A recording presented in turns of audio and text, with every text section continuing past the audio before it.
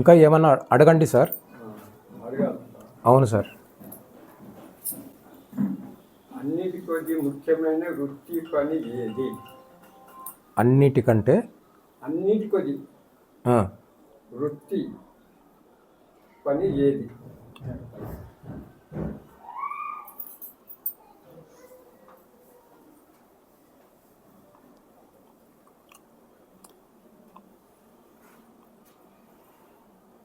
ధ్యానం అని అని అంటాను నేను. ధ్యానం కాదు.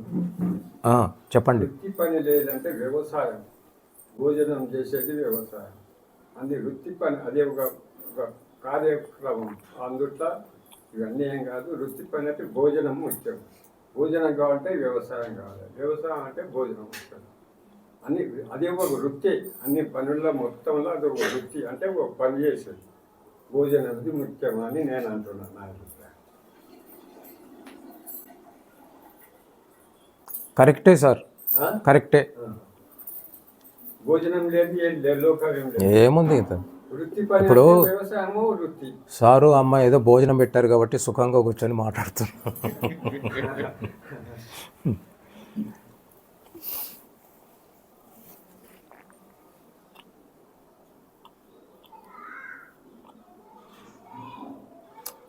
చాలామందికి ఒక్కరుగా ఉన్నప్పుడు చాలా ప్రశ్నలు, సందేహాలు లేకుంటే అభిప్రాయాలు వస్తుంటాయి. ఇట్లా కలిసేటప్పటికి ఏం చెప్పలేని పరిస్థితి. ఒక రకంగా మొహమాటం సార్ ఇది. దీన్ని మొహమాటం అంటారా పోలీసా? దీన్ని మొహమాటం అంటారా? ఏమన్నా సార్ మొహమాటం? మనకు ఒక్కరు ఉన్నప్పుడు చాలా రకాల అభిప్రాయాలు కలుగుతూ ఉంటాయి, సందేహాలు.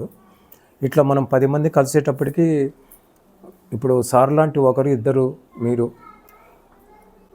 ఇది మాట్లాడుతున్నారు, కానీ ఇంకా చాలామంది ఆయన మొదటి నుంచి మౌని. కానీ యాక్చువల్గా అయితే ఆ క్వశ్చన్ ఇదంతా అప్లికేబుల్గా అయితే కాదు. ఏ క్వశ్చన్ సార్? సారు వేసింది అన్నిటికైనా ముఖ్యమైనది వ్యవసాయం అని అంటే అది సహజంగా ఉన్నటువంటిది. అది ఇప్పుడు ఆహారం లేనటువంటి వాళ్ళు లక్షల మంది ఉన్నారు. వ్యవసాయం చేయకుండా ఆహారం తీసుకోకుండా లక్షల మంది ఉండరు.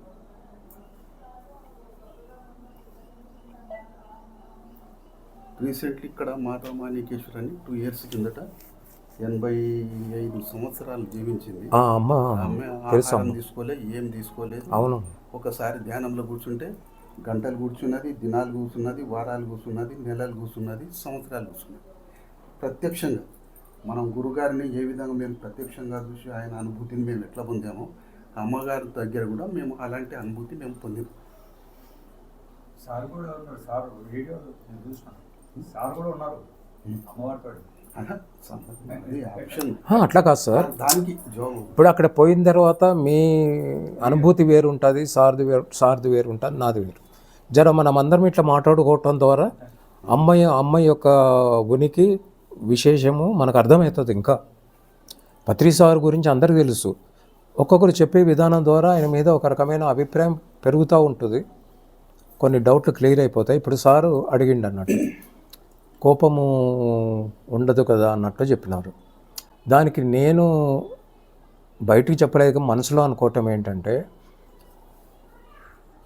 పక్క వాళ్ళ గురించి ఆలోచన చేయటము ఎప్పుడు మానేస్తామో అప్పుడు మన అభివృద్ధి స్టార్ట్ అవుతుంది. ఇది నా పర్సనల్ అభిప్రాయం. పక్కవాళ్ళంటే సారు కాదు, ఫస్ట్ ఇంట్లో నుంచి.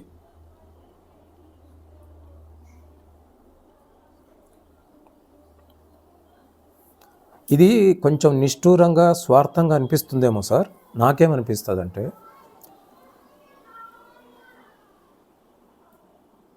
నిజం కూడా ఇదే అనేటువంటి నిర్ణయానికి ఎప్పుడో వచ్చేసినాను సార్. ఇక్కడ వచ్చింది అమ్మా నాయనకి పుట్టి ఇచ్చినందుకు ఇంత ముద్దలు తిని, చదువు చెప్పించినందుకు చదువుకొని, పెళ్ళైన తర్వాత భార్య దగ్గర మనం చేయాల్సిన ధర్మాలు, సంసార ధర్మాలు ఉంది, కానీ ఎవరికి ఎవరు సంబంధం లేదు. ఏదో వేదాంతం చెప్తారు, ఒకసారి వచ్చాను ఒంటరిగా వెళ్ళిపోతాను అనేది, అది వేరే. కానీ మనిషి ఎప్పటికీ సహజంగానే ఒంటరివాడు.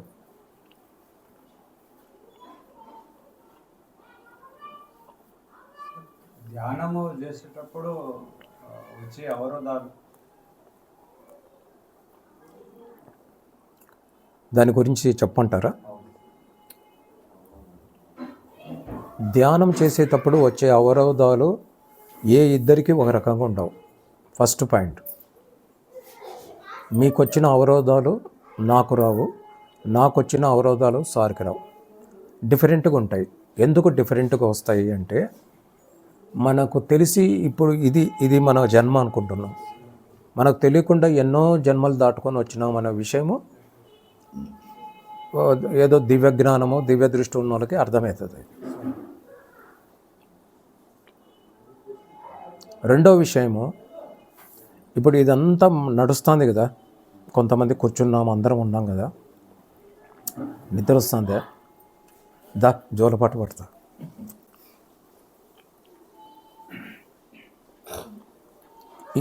ఇది కూడా భ్రమ.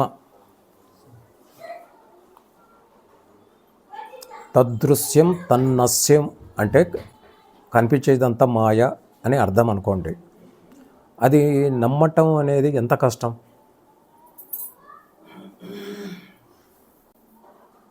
చెప్పడం సులువు, విని మనం చెప్పడం సులువు, కానీ ఆ రకంగా జీవించటం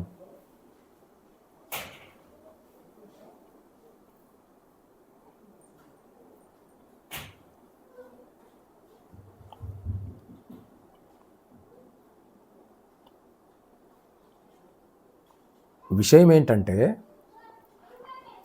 మొట్టమొదటి పాయింట్, నా గురించి తప్ప ఇంకా వేరే వాళ్ళ గురించి ఆలోచన చేయటం అనేది ఇప్పటి నుంచైనా మానేసేయాలి. అది బ్రహ్మ కావచ్చు, విష్ణు కావచ్చు, ఇంకొకటి కావచ్చు. ఎవరిని తక్కువ చేయటం లేదు. ఇక్కడ వచ్చింది నన్ను నేను దిద్దుకోవడానికి అనేటువంటి విషయము సాధకుడికి బాగా ఎక్కాల.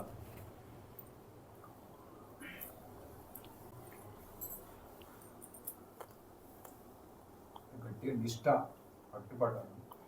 ఇది అర్థం చేసుకునే కొద్దీ మనకు ఆ నిష్ట వచ్చేస్తుంది సార్. కనిపించేదంతా భ్రమ, ఇల్యూషన్ అని మనము అండర్స్టాండ్ చేసుకోవడానికి చాలా చాలా చాలా శోధన కావాలా, చాలా పరిశీలన కావాలి. 100 మంది వస్తే 101 మందికి ఇక్కడ హాయిగానే అనిపిస్తుంది, మంచిగానే అనిపిస్తుంది ఈ మాట. కానీ గడప దాటంగానే మరి మనకు సంబంధించినవన్నీ గుర్తొస్తాయి. ఇంకొక రకంగా తెలియకుండానే మనకు అదే మాత్రమే పర్మనెంట్ అనే ఫీలింగ్ కూడా వస్తుంది. కాదు, పర్మనెంట్ కాదు, ఇవన్నీ టెంపరవరీ అనే విషయానికి రూఢికి రావడానికి చాలా పరిశీలన కావాలి. పరిశీలన అంటే ప్రపంచమంతా తిరుగుతూ అందరినీ గమనిస్తూ ఉండటము అని కాదు ఇక్కడ మనం చెప్పుకునేది. ఇక్కడ చాలా సాధన కావాలని విషయం. సాధన అంటే ఆ విషయాలు ఎప్పుడు అర్థమవుతాయంటే బుర్ర ఖాళీ అయినప్పుడే అర్థమవుతాయి. ఎవరు ఎంత చెప్పినా, ఎన్ని దగ్గరలో చదివినా, ఏం చేసినా,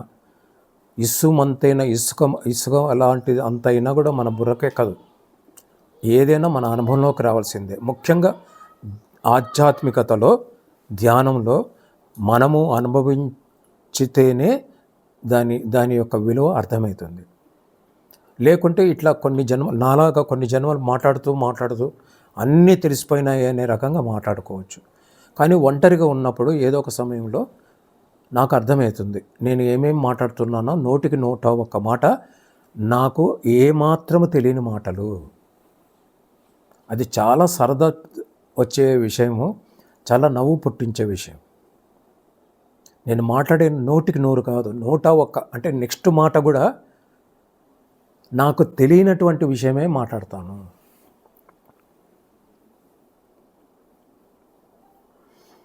దీంట్లో సహజంగా ఎవరికైనా సందేహం వస్తుంది. ఫర్ ఎగ్జాంపుల్, సారు ఇంజనీర్, ఈయన వెళ్ళి క్లాస్కి వెళ్ళి చక్కగా పాఠం చెప్తారు.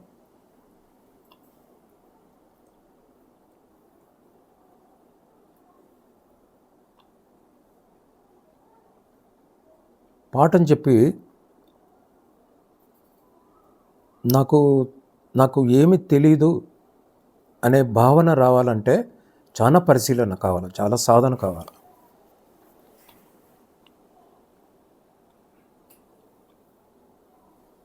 క్లాసుల్లో అద్భుతంగా చెప్తున్నారు, బయట అద్భుతంగా జీవిస్తున్నారు, అంతా బాగుంది. మరి సార్కి ఏమి అస్తిత్వం లేదు, ఏం తెలియదు అంటే ఇట్లా. ఇప్పుడు పొద్దున్న వచ్చేటప్పుడు మన జగన్ మనల్ని చక్కగా సుఖంగా తీసుకొని వచ్చారు డ్రైవింగ్. ఇప్పుడు జగన్ ఏమైనా నీకు ఏం తెలుసు అంటే నాకేం తెలియదు అన్నారు అనుకోండి. డ్రైవింగ్ చేసిన మాట నిజమే, అది కూడా తెలుసుకొని నాకు ఏమి తెలియదు అనేటువంటి కన్క్లూజన్ నిర్ణయానికి రావడానికి మధ్యలో చాలా చాలా చాలా చాలా చాలా చాలా పరిశీలన కావాలా. ఇంకొక రకంగా చెప్పాలంటే సాధన కావాలి.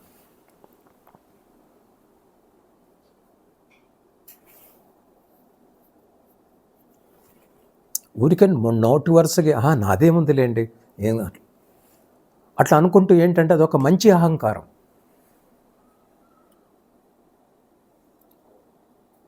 యోగి సాధకుడైనటువంటి ఒక యోగి సాధకుడే యోగి అవుతాడు.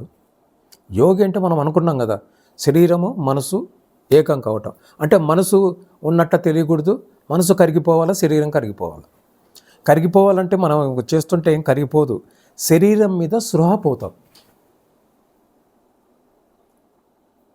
నేను ఎక్కడ ఉన్నా ధ్యానం చేసేటప్పుడు ఒక స్థితిలో నేను ఎక్కడ ఉన్నాను, శరీరంలో ఉన్నాను ఎక్కడ అని వాడికి అర్థం కాక ఒక స్థితిలో పిచ్చి పట్టినట్టు అయిపోతాడు. కళ్ళు తెరవలేడు, ఎక్కడున్నాడో తెలియదు, మర్చిపోతాడు వాడు.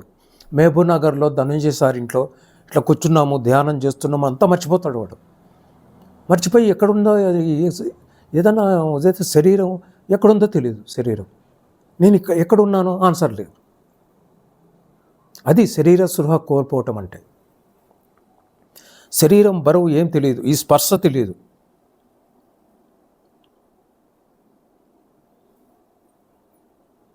ఈ మాట పొద్దున్నుంచి అటు ఇటుగా 2-3 సార్లు చెప్తూ వస్తున్నాను. ఎందుకంటే మనము ఇక్కడ చేయవలసిన పనులు చచ్చే క్షణం వరకు చాలా చాలా చాలా ఉన్నాయి. మన పనులు అంటే నా వరకు చేసుకోవాల్సిన పనులు. దాన్ని పక్కన పెట్టి ఒక్క నిమిషము అనేటువంటి విషయం గురించి ఆలోచన చేయటం అనేది చాలా రకమైనటువంటి తప్పిదం. అది చాలా రకమైనటువంటి పాపం. పాపం అంటే మనం ఏదో కొన్ని వింటుంటాం, పలానా చేస్తే పాపం. అది కాదు, దానికి మించిన పాపం ఇది. మొన్న కడతాల్లో వచ్చినప్పుడు సారు, వారి పేరు ఏమి, సిరిధాన్యాల గురించి చెప్తుంటాడు చూడు సార్, కాదర్వాలి సార్ వచ్చినారు. అంటే నేను యూట్యూబ్లో చూశాను.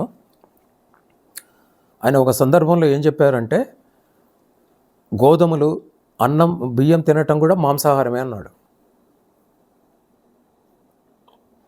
కోడిగుడ్లు, చికెన్ అది పక్కన పెట్టేయండి, ఇది కూడా మాంసాహారమే. అది ఎట్లా మాంసాహారం అనేది కూడా ఎంత చక్కగా సింపుల్గా వివరించినాడంటే అంత అద్భుతంగా ఉంది.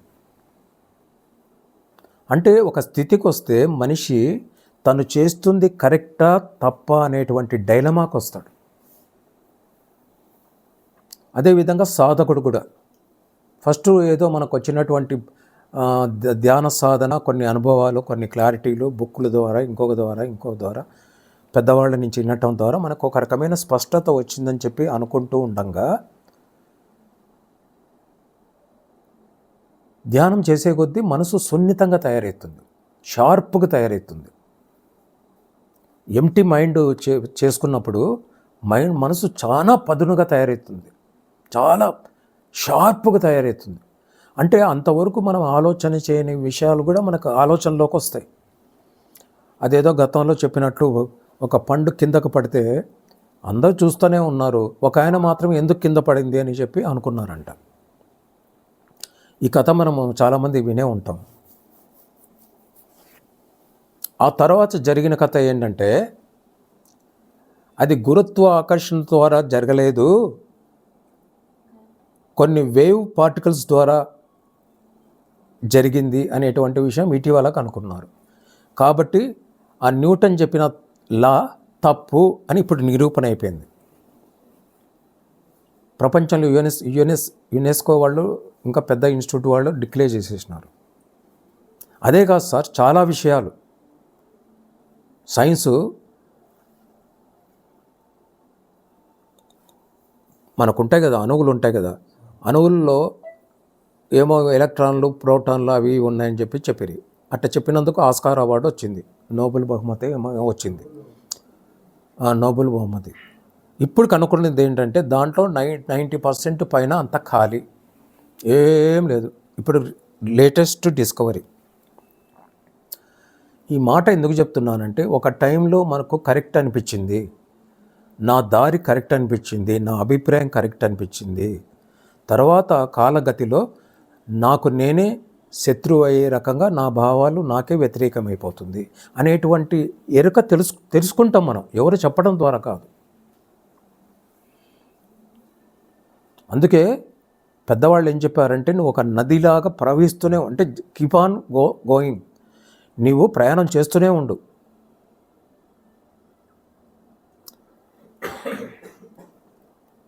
ఒక దగ్గరికి వచ్చి ఒక అభిప్రాయము వెలబుచ్చుతున్నాము అంటే మన ప్రయాణము ఎప్పుడో ఆగిపోయింది.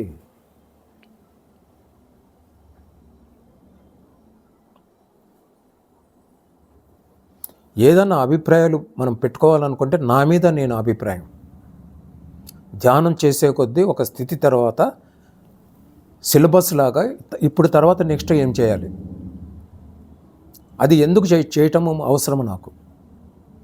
ఇంతకుముందు భోజనం టైంలోనే ఏదో అనుకున్నాం, ధ్యానం ఎందుకు చేయాలి, ధ్యానం ఎందుకు చేయాలి, ధ్యానం ఎందుకు చేయాలి అంటే మనస్సు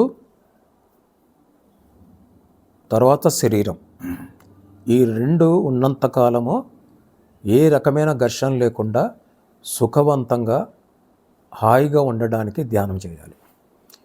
మనం ఏమనుకుంటాం, ఇంకొక రకంగా కొన్ని శక్తులు వస్తాయి, కొన్ని రకాల పవర్స్ వస్తాయి, ఇంకొన్ని రకాల సిద్ధులు వస్తాయి, ఇవి దీనికోసం ధ్యానం.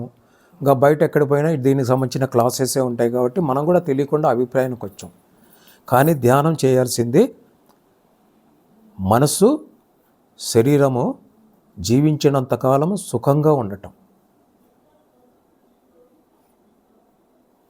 ప్రతి నిమిషానికి కొన్ని వందల వేల సార్లు మనసు ఎగిరి కింద మింద పడుతూ మనశ్శాంతి లేనటువంటి జీవితమే ప్రతి ఒక్కరికి. కొంతమందిని ఇప్పుడు గురువులు ఉన్నారు, పొద్దున చెప్తుంటే సార్ అన్నారు పత్రి సారు బ్రహ్మర్షి దానికని, వారు ఇంకా ఆ విషయంలో లేరు. ఆయన బ్రహ్మర్షి కాదు, దేనికైనా మనం అర్హత ఉన్నటువంటి వ్యక్తి స్వామి.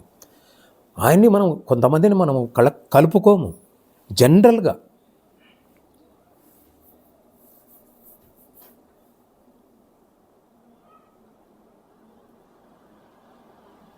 మనిషికి ఉండాల్సిన లక్షణాలు ఒక్కోటి చెప్తున్నా నేను. ఆ రకంగా నేను ఎందుకున్నానో దాని గురించి పట్టించుకోవటం. చాలామంది భార్యాభర్తలకి కొంచెం చనువుగుండి ఏమన్నా అడిగి వినేవాళ్ళు ఉన్నారంటే చెప్తాను, ఈ క్షణం నుంచి భర్త మీద ఇన్వాల్వ్మెంట్ అనేది పెట్టుకోవద్దు తల్లి. అదేవిధంగా భర్త భార్య కదా అని చెప్పేసి ఇంకొక రకంగా తక్కువ రకంగా చూడటం తప్పు. ఇద్దరు కర్మవశాన దగ్గరికి అయినారు ఈ జీవితంలో. కొంతకాలం తర్వాత ఎవరి దారి వారిది అనే విషయము పునరుచ్చరణ, రెసిటాల్ అంటే దాన్ని గుర్తు చేసుకోవటం ద్వారా ఒకరోజు అర్థమైపోయి అప్పుడు టోటల్గా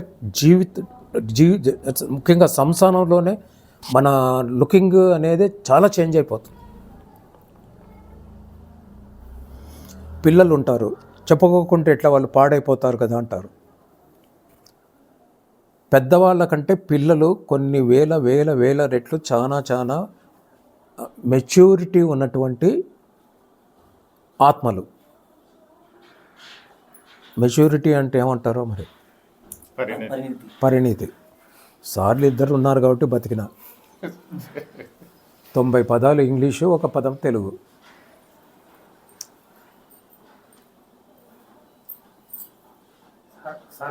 ఆత్మ సాక్షాత్కారం చెప్తా.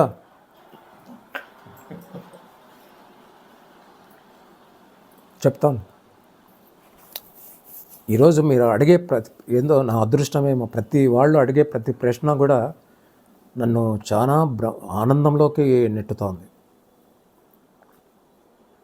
వారు మధ్యలో చక్కగా అడుగుతూ ఉన్నారు.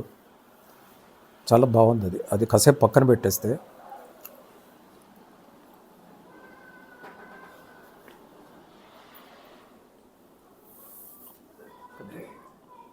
నేను ఉన్నది నా కోసమే. ప్రపంచం దృష్టిలో అది స్వార్థం, ఆధ్యాత్మిక దృష్టిలో అది మహాత్యాగం. ఎట్లా అంటే ఈ చెంప మీద కొడితే జీసస్ వారు ఈ చెంప చూపించి కొట్టమన్నారంట. అంటే ఇట్లా కొట్టాలనే ప్రేరణ నేను ఎక్కడో తప్పు చేసినందువల్ల నీకు కలిగింది. నిజానికి ఆ మనిషే ఏదో అని తన్నింటాడు. కానీ జీసస్ వారి యొక్క దృష్టి ఎట్లుంటుందంటే, ఆయనకు కోపం వచ్చి తన్నినారంటే దానికి పూర్తి బాధ్యత నాదే. కాబట్టి ఇంకోసారి తన్నించుకొని ఏమైనా మారడానికి ప్రయత్నం చేస్తాను అనే ఉద్దేశంతో ఆయన పలికినారు.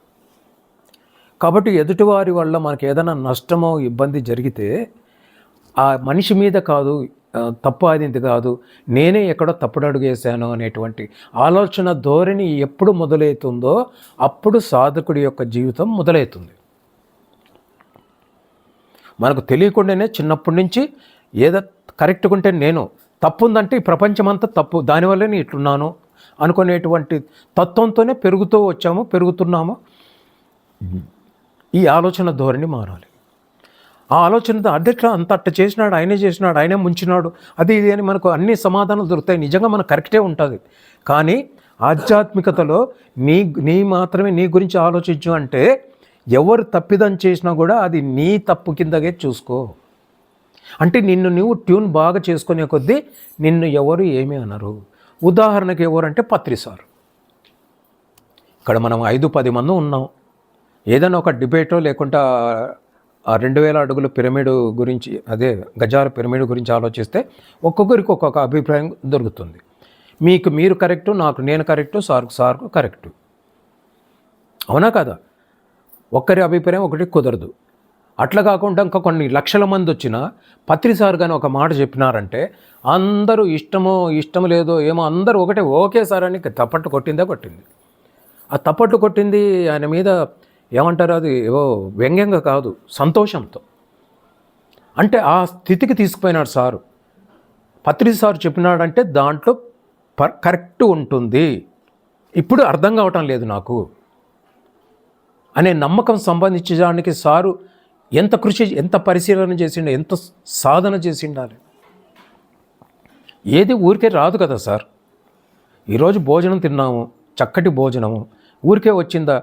ఎవరో ఒక తల్లి ఇంకా కొంతమంది కష్టపడితే మన అందరికి కడుపు నిండా భోజనం దొరికింది.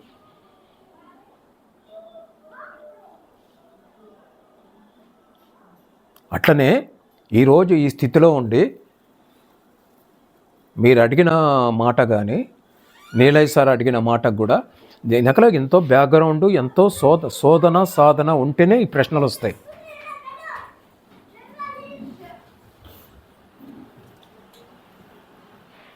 సారు అడిగినాడు ఆత్మ సాక్షాత్కారం గురించి వివరించండి అని.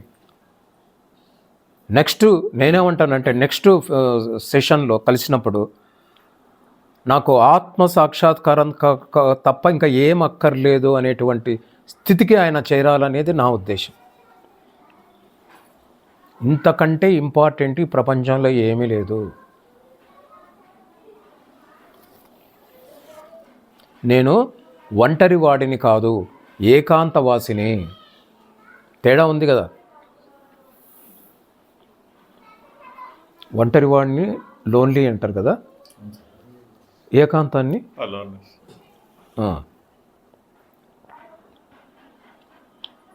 అనే అండర్స్టాండింగ్ ఎప్పుడు వస్తుందో ఆ క్షణం నుంచి వాడు సాధకుడు. ఈ రకమైన ఆలోచనతో సాధన చేస్తే 40 రోజులు చాలా ఎక్కువ సార్. ఇన్నేళ్ళైనా ఇంకొక రకంగా చెప్పాలంటే గంటల కొద్దీ ధ్యానం చేసినా ఇప్పుడు అనుకున్న లక్షణాలు ఏది నాకు వంట పట్టలేదు అంటే వీటికి జోలికి పోకోకుండా చేస్తున్నా. అట్లా చేసే సాధన గుణం లేని సాధన, ఉప్పు లేని వంట. ఆ విషయము మనము ఈ రోజైనా అందరూ గ్రహించలేదనటం లేదు, నన్ను నేను అన్వయించుకుంటూ చెప్తున్నా. ఈ ఆత్మ సాక్షాత్కారం మోక్షం అంటే రెండు సమానమా? కాదు.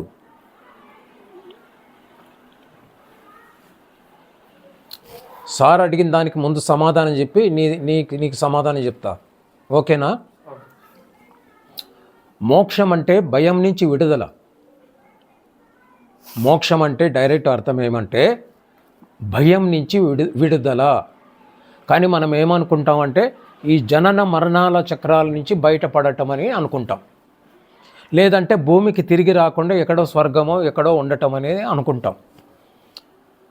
అది చాలా సర్వత్రా అంతా వినపడే మాట. కానీ సరైన అర్థం ఏంటంటే భయం నుంచి ముక్తి కాదు, విముక్తి రావటం, టోటల్గా విడుదల కావటం. ఏ భయం నుంచి విడుదల కావాలా? గతంలో చెప్పినట్టు గుర్తు, కానీ మరి మీరు అడిగారు కాబట్టి ఇంకోసారి చెప్తాను.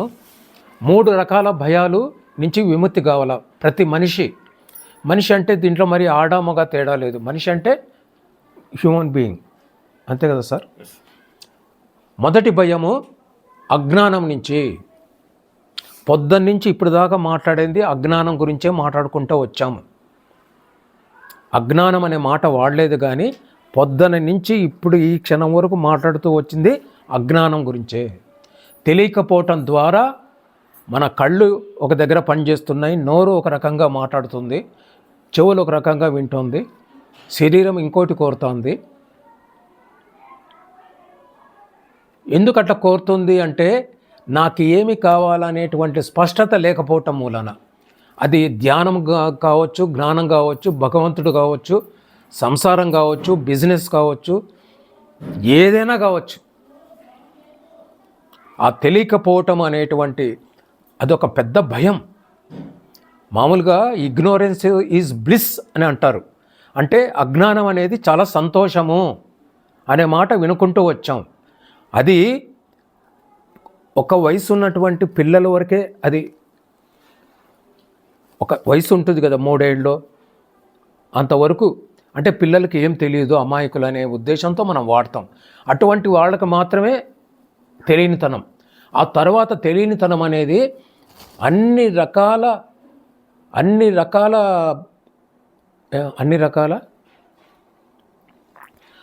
రకాల పాపాలకి, నష్టాలకి, ఇబ్బందులకి, ఇంకా చెప్పాలంటే నేను ఇప్పుడు ఈరోజు ఇట్లా ఉన్నానంటే దానికి కూడా నా అజ్ఞానమే కారణము, తెలుసుకోకపోవటమే కారణము. తెలుసుకోవటం అంటే ఏంటంటే తెలియని విషయం తెలుసుకోవటం, ప్రతిదీ కూడా జ్ఞానం కిందకే వస్తుంది. నాకు తెలియని విషయం ఏముందో అది తెలుసుకోవటం, అది భౌతికం కావచ్చు, ఆధ్యాత్మికం కావచ్చు. నెంబర్ 2 రోగము, ముసలితనం. వీటిని కూడా చాలామంది భయపడుతుంటారు.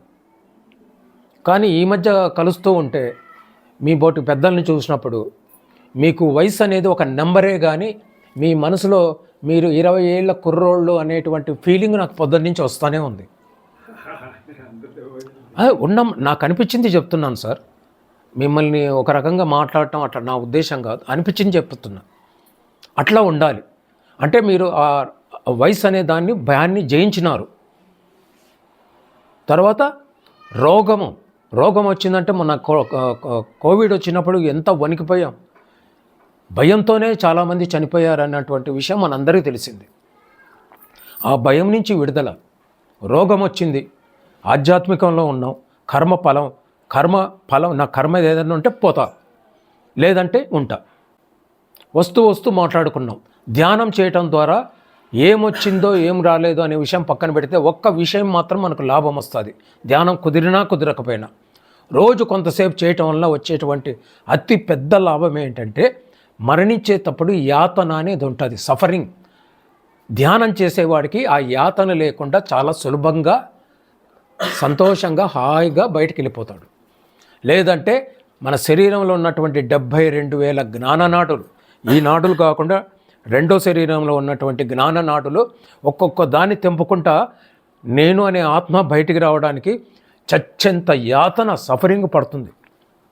అది మాటల్లో చెప్పలేనంత పెద్ద, అంటే 1000 తేళ్ళు కుట్టినట్ల, 1,00,000 పాములు కుట్టినట్ల ఒక్కసారి అంత బాధ ఉంటుందంటే చచ్చిపోయేటప్పుడు. అంటా కాదు, ఉంటుంది అట్లా.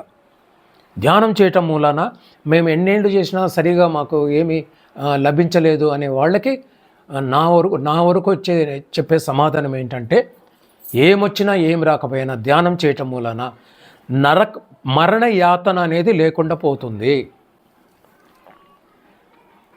కాబట్టి ఫస్ట్ పాయింట్ అజ్ఞానం అనే భయం తొలగిపోవటము, 2 రోగము ముసలితనం అనే భయం తొలగిపోవటము, 3వ భయము అతిపెద్ద భయం మరణం అనేటువంటి భయము తొలగిపోవటం. ఈ 3 రకాల భయాలు ఎవరైతే తొలగించుకుంటారో అతన్ని ముక్త పురుషుడు అని అంటారు.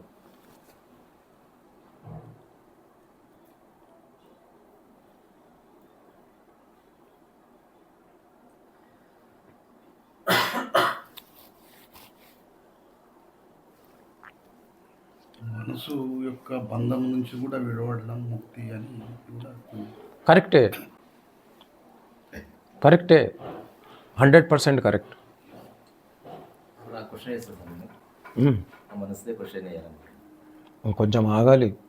నీలయ్య సార్ ఇట్లా ఊరిమురిమి చూస్తున్నారు, ఏం నేనంటే లెక్కలేదా అని. అందులో పాత మిత్రులు. Excuse me. ఇది నిజమైన నిర్వచనం. ఆత్మ సాక్షాత్కారం అనే ఇంకొక మాట వాడారు.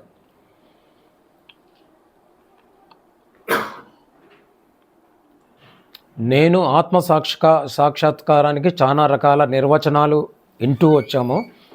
కానీ ఈరోజు కొంచెం మాటలు అటు ఇటు మార్చి ఒక కొత్త నిర్వచనం లాంటిది చెప్తా. ఏంటంటే ఆత్మ సాక్షాత్కారం అంటే నేను అనే ఒకడిని లేను అని తెలుసుకోవటమే ఆత్మ సాక్షాత్కారం. ఇంకోసారి చెప్తాను. ఆత్మ సాక్షాత్కారం అంటే నేను అనే ఒకడిని లేను అని తెలుసుకోవటమే ఆత్మ సాక్షాత్కారం. అయ్యా మీరు ఏమడిగారు? ఆత్మ గురించి, ఆత్మ సాక్షాత్కారం.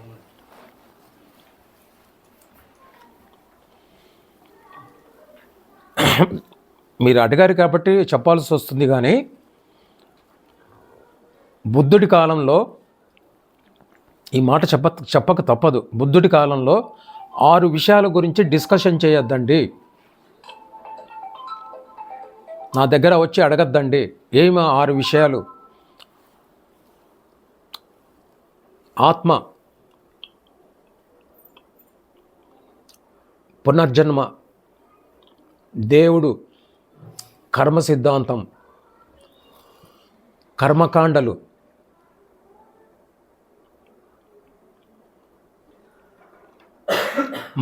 మరణం తర్వాత ఏమవుతుంది, ఇవి నన్ను అడగద్దండి. అట్లా అడిగేవాళ్ళు ఇక్కడ నుంచి వెళ్ళిపోండి అని చెప్పినాడు. ఎందుకు చెప్పినారు అంటే, ఇప్పుడు చాలామంది అంటారు బుద్ధుడు దేవుడు లేడన్నారు. వాళ్ళు నాస్తికులు బుద్ధుడు. ఇప్పుడు మొన్న 3-4 రోజుల క్రితం చూసా యూట్యూబ్లో. అందుకే శంకరాచార్యులు వారు వచ్చి మొత్తము సర్దేశారు. మరి మనకు సంబంధించిన పూజలు పునస్కారాలు అన్నీ, భక్తి అన్ని గుళ్ళు దేవాలయాలు అన్నీ చేసినారు. బుద్ధుడు చాలా దుర్మార్గుడు. ఒక 3-4 రోజుల క్రితం విన్నా. దీని వెనకాల అంతరార్థం ఏంటంటే, బుద్ధుడు దేవుడు గురించి మాట్లాడొద్దు అంటే దేవుడు లేడని కాదు అని అర్థం. ఎప్పుడు చెప్పలే దేవుడు లేడని. ఈ విషయము నీ సొంత సాధనతో తెలుసుకోవాల్సిందే కానీ చెప్తే అర్థం కాదు. నేను బతికినంత కాలం చెప్పినా కూడా నీకు అర్థం కాదు. అర్థం కాని విషయాల్లో 6 విషయాలు ఉన్నాయి. కర్మకాండం విన్నాం కదా. ఇప్పుడు యూట్యూబ్లో ఎక్కువ పితృదేవతలకి మనం పిండం పెట్టాలా, ఆ తర్వాత ఎక్కడో కాశీ గయ దగ్గర పోయి తర్పణాలు వదలాలా, తర్వాత మహాలయ పక్షంలో వారికి మనము ఇది చేయాలా, తర్వాత ఇప్పుడు మధ్య గరుడ పురాణం బేస్ చేసుకొని చాలా విషయాలు చెప్తా ఉన్నారు. గరుడ పురాణం పేరిన్నారా? గరుడ పురాణం. అవును. గరుడ పురాణము వీలైతే ఈరోజే కొని ఈరోజు నుంచే చదవటం మొదలు పెట్టండి. చాలా కొన్ని రకాల భ్రమలు తొలుగుతాయి. దాంట్లో సత్యాలు పక్కన పెడితే కొన్ని భ్రమలు తొలుగుతాయి. గరుడ పురాణంలో ఏమంటారంటే చచ్చిపోయిన తర్వాత జీవుడు పైకి తీసిపోతారు, మరి ఒక రోజు కింద పంపిస్తారు, 11 రోజులు అక్కడే కుటుంబ సభ్యుల దగ్గర తిరుగుతూ ఉంటారు, శ్మశానానికి ఇంటికి తిరుగుతూ ఉంటారు. పెద్ద కొడుకుని కానీ అల్లుడిని కానీ వాళ్ళని పూనుకుంటారు. ఆ 11-13 రోజులు కూడా ఎన్నిసార్లు స్నానం చేసినా ఎంత చేసినా కూడా జలుబు జ్వరం ఏం రాకుండా కాపాడుకుంటారు అన్నట్టు చెప్తూ ఉంటారు. ఇప్పుడు ఈ మధ్యకాలంలో మంచి మహానుభావులు ఉన్నారు. ఎవరు? గరికపాటి వారు, చాగంటి వారు, సావమేధం షణ్ముఖ శర్మ, పద్మావర్తి పద్మాకర్ సారు, ఇంకా చాలామంది ఉన్నారు కదా ప్రవచనకర్తలు, మనం వింటూ ఉంటాం కదా. వీళ్ళంతా ఇవి చెప్పటం మూలాన వాళ్ళ మీద మంచి అభిప్రాయం ఉండటం మూలాన మనలాంటి వాళ్ళకు కూడా ఏమన్నా మనం పొరపాటు చేస్తున్నామా, ప్రతిసారేమో కర్మకాండాలు వద్దని, ఇక్కడ చూస్తే కర్మకాండాలు చేయమని ఎప్పుడు ఆన్ చేస్తే చాలు సెల్లు అవే కనపడుతున్నాయి అని చెప్పేసి ఇప్పుడు చాలా ఎక్కువ, రోజుకి 10-15 ప్రోగ్రాములు జరుగుతున్నాయి. ఇది కాకుండా పీఠాధిపతులు, తర్వాత రాశి ఫలాలు చెప్పేవాళ్ళు, ఇంకా యోగులంట, వాళ్ళంట కూడా మొత్తం పితృకర్మలు చేసే తీరాలా. ఇప్పుడు అంబికా క్షేత్రమా ఏదో ఉంది, పరాశర సార్, అక్కడ ఆయన మరీ ఒత్తి చెప్తున్నాడు, నువ్వు గనక పలానా యు వాంట్ టు స్లీప్,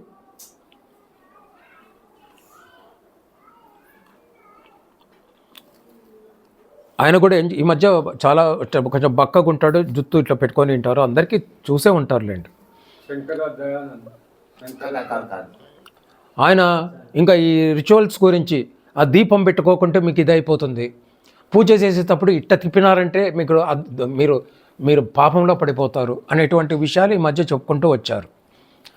తర్వాత ఆయన గురించి ఒక మాట ఏం చెప్పారంటే, ఆయన సూర్యకిరణాల సహాయంతో ఒక దీపం వెలిగించారు, చాలా 13 ఏళ్ళైంది, ఇప్పటికీ వెలుగుతోంది.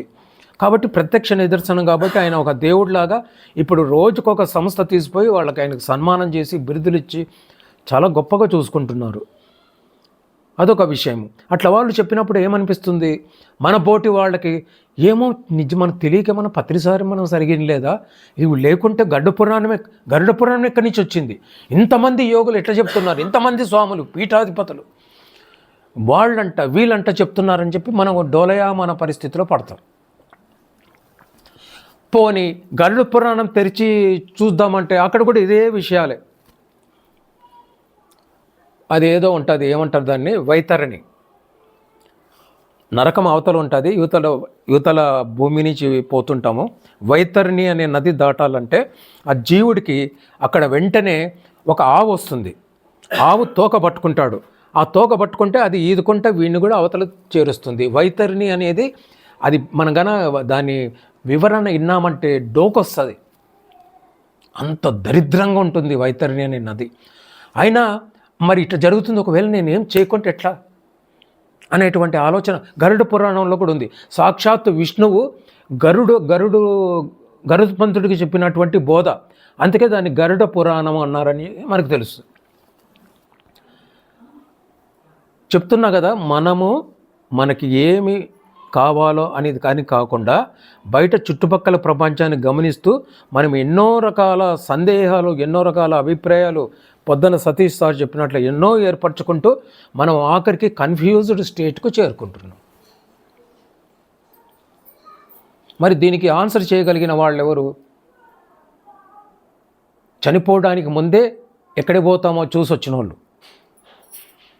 ఇక్కడి నుంచే హిమాలయాల్లో ఏం జరుగుతుందో తెలిసిన వాళ్ళు, ఇక్కడి నుంచే పత్రిసారు ఏ లోకంలో ఉండి ఏం మాట్లాడుతున్నారో ఇక్కడి నుంచి వినగలిగిన వాళ్ళు, క్లియర్ వాయింట్ అంటారు. క్లియర్ వాయిన్స్, దూరం నుంచి వినటం, శ్రవణం. దూరదృశ్యం ఏమంటారు? క్లియర్ వాయింట్ అంటే ఇక్కడ నుంచి పత్రిసారి ఏం చేస్తున్నాడో చూడటం. బతుకున్న మనుషులు సరే, పోయిన వాళ్ళని కూడా అట్లా గ్రహించినటువంటి కొంచెం అనుభవం ఉన్న వాళ్ళకి అర్థమయ్యే విషయం ఏంటంటే ఈసారి ద్వారక్ సార్ని కలిసినప్పుడు మరణాంతర జీవితం గురించి చెప్పండి సార్ అని మీరు మర్చిపోకుండా అడగాలి. ఏమని? మరణాంతర జీవితం. అట్లా చనిపోయిన వాళ్ళతో మీకేమన్నా అనుభవం ఉందా? ద్వారక్ సారు గురించి వచ్చింది కాబట్టి ఒక అర్ధ నిమిషం చెప్తాను. చనిపోయిన వాళ్ళని ఆత్మని తీసుకుపోయి ఏ లోకంలో వదిలిపెట్టాలో అక్కడ వదిలిపెట్టి వస్తారు. అందరినీ కాదు, ఆయనకు సంబంధించిన గ్రూప్ని ఇప్పటికీ చేస్తున్నాడు సార్. నువ్వు బాగానే చెప్తావు ఆంజనేయ శర్మ, ఇది ఎట్లా నమ్మమంటావు అనే ప్రశ్న మీరు అడుగుతారు. నువ్వేమో ధ్యానం చేయవు, ఊరికే మాట్లాడుతున్నావు. మరి ఈయన అట్లా పోయి అది ఎవరు? యమభటులు, యమదూతలు, విష్ణు ఎవరో వాళ్ళు వచ్చి తీసుకుపోతానన్నారు. ఈయన పోయి తీసుకుపోయి ఎట్లా చేస్తాడు అనేటువంటి విషయం వస్తుంది. అది ప్రత్యక్షంగా చూడగలిగిన వాళ్ళకి అర్థమవుతుంది. నా మాట అర్థమవుతుందా సార్?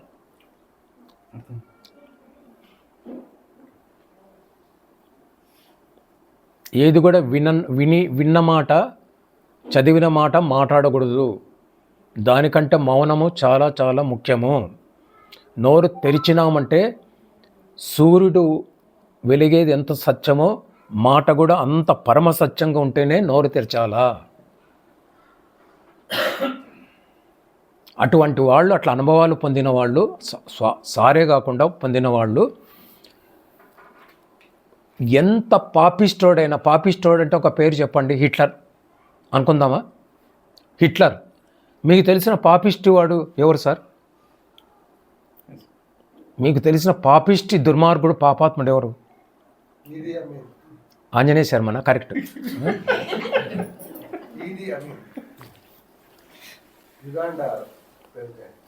నరరూప రాక్షసుడు అమ్మ. వాడు అది మాంసం తింటాడంట కదా సార్, మనుషుల మాంసం. అట్లా వాడు చనిపోతే కూడా వాడిని పైలోకాలకి అత్యంత మర్యాదగా తీసుకుపోతారు. మీరు గనక ఇన్నేళ్ల నుంచి ఏమిన్నారో ఏం కొంతసేపు పక్కన పెడితే నా మాటే శిలాశాసనంగా వినేదానికి ప్రయత్నం చేయండి. నమ్ముట మీ వల్ల అయితే అంతయూ సాధ్యమే. ఒక పాపాత్ముడైనా సరే ఇంకొక పాపాత్ముడి పేరు చెప్పాల్సి వస్తే ఎవరి పేరు చెప్తాం? నేనే చెప్తా, గాంధీ. మీరందరూ జాతిపిత గాంధీ అంటారు కదా. పరమ దుర్మార్గులు పాపుల్లో ఆయన ఒక ప్రథమ స్థానంలో ఉన్నాడు.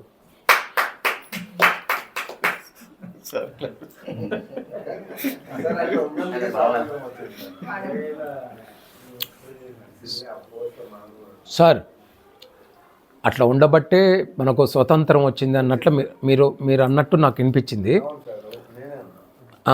అదే నేను సరిగ్గా విన్నాను లేదని.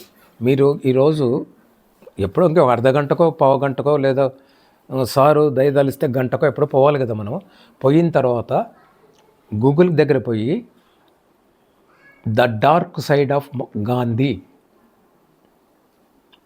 అని కొట్టండి సార్. అంటే నేను ఆయన పర్సనల్గా అంటలేను సార్, ఆయన అట్లా ఇద్దరి మధ్యలో ఉన్నందుకే స్వాతంత్రం వచ్చిందని చెప్తాను. లేకుంటే ఎవరో ద్వారా అయితే రావాలి కదా సార్. ఇంకొక మాట దాంట్లోనే చూడండి సార్. లేదు సార్ దయచేసి ఇంకో మాట వినండి.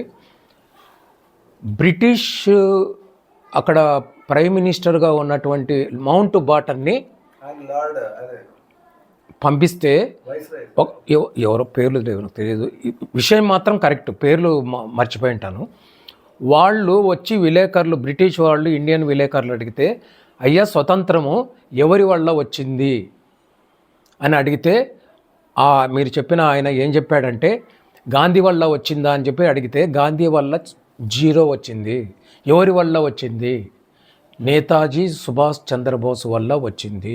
ఇవన్నీ రికార్డెడ్ మాటలు సార్, రికార్డ్ అయినటువంటి మాటలు సార్. ఒక్క మాట చెప్పి నేను గాంధీ గురించి పక్కకు వస్తా. జులైన్ వాలా బాగ్ అని అమృతసర్ దగ్గర, పంజాబ్ దగ్గర ఉంది. అక్కడ ఒక అక్కడ మనం పోతే ఇప్పుడు కూడా చూడొచ్చు, ఒక 5 ఎకరాలో ఎంతో స్థలం ఉంటుంది, గోడ కట్టింటారు.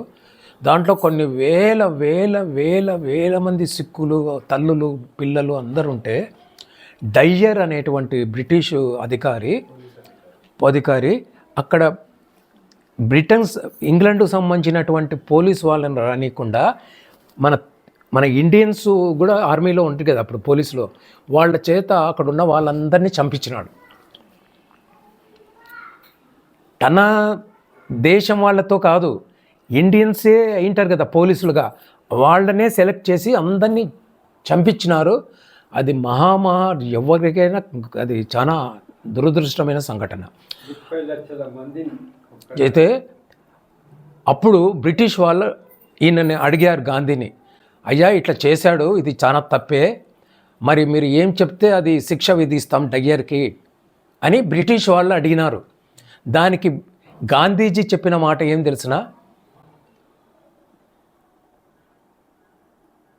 Please excuse him. సరే, ఇదంతా కూడా నా అప్రోచ్ అంటే నా ఫీలింగ్ ఎట్లుంటుందంటే, ఏదో విన్నాము పోయినాము అని కాకుండా ప్రతి మాటను కూడా వెరిఫై చేసుకోవాలా సార్. ఆ డయ్యర్ని వెనకల పడి 23 సంవత్సరాలు లేని భగత్ సింగ్ పోయి మెత్తగా చంపేస్తే మరి బ్రిటిష్ వాళ్ళు అడిగినారు, భగత్ సింగ్ని ఏం చేయమంటారు, రిలీజ్ చేయమంటారా, మరి ఏమన్నా చేయమంటారంటే రెండో ఆలోచన లేకుండా ఉరి తీయండి అని చెప్పింది ఎవరు? గాంధీజీ. ముందే డేట్ ఫిక్స్ చేసింటారు సార్, ఈ డేట్న ఉరి శిక్ష పడతాని, అప్పుడు 2 కానీ పోతాడు ఆయన. అవును, గాంధీ పోయేటప్పుడే చెప్తారంట గాంధీకి, నువ్వు పోయేటప్పుడు మాత్రం వాళ్ళకి ఉరి శిక్ష రద్దు చేస్తాడైతేనే లేకపోతే పోదని ఒక కండిషన్ మీద గాంధీ పంపిస్తారు. అది మీరు అన్నట్టు అదొక సబ్జెక్టు, మనం ఎప్పుడైనా సరదాగా మాట్లాడుకోవచ్చు. నేను చెప్పిన పాయింట్లన్నీ కూడా వినటం కాకుండా గూగుల్లో ఒక్కసారి మీరు వెరిఫై చేసుకున్నారంటే, గూగులే కాదు, ద డార్క్నెస్ ఆఫ్ గాంధీ అని కొట్టినారంటే మీరు చదవలేనన్ని పాపపు కార్యక్రమాలన్నీ కనపడతాయి. అదేవిధంగా తెరీసా గురించి మనకు ఒక అభిప్రాయం ఉంది. ఆమె అంత శాడిస్ట్, దానికి హిట్లర్ చాలా చాలా చాలా చాలా గొప్ప మనిషి తెరీసాతో పోలిస్తే. అందరూ మదర్ అంటారు, నేను అదే పనిగా మదర్ అనటం లేదు.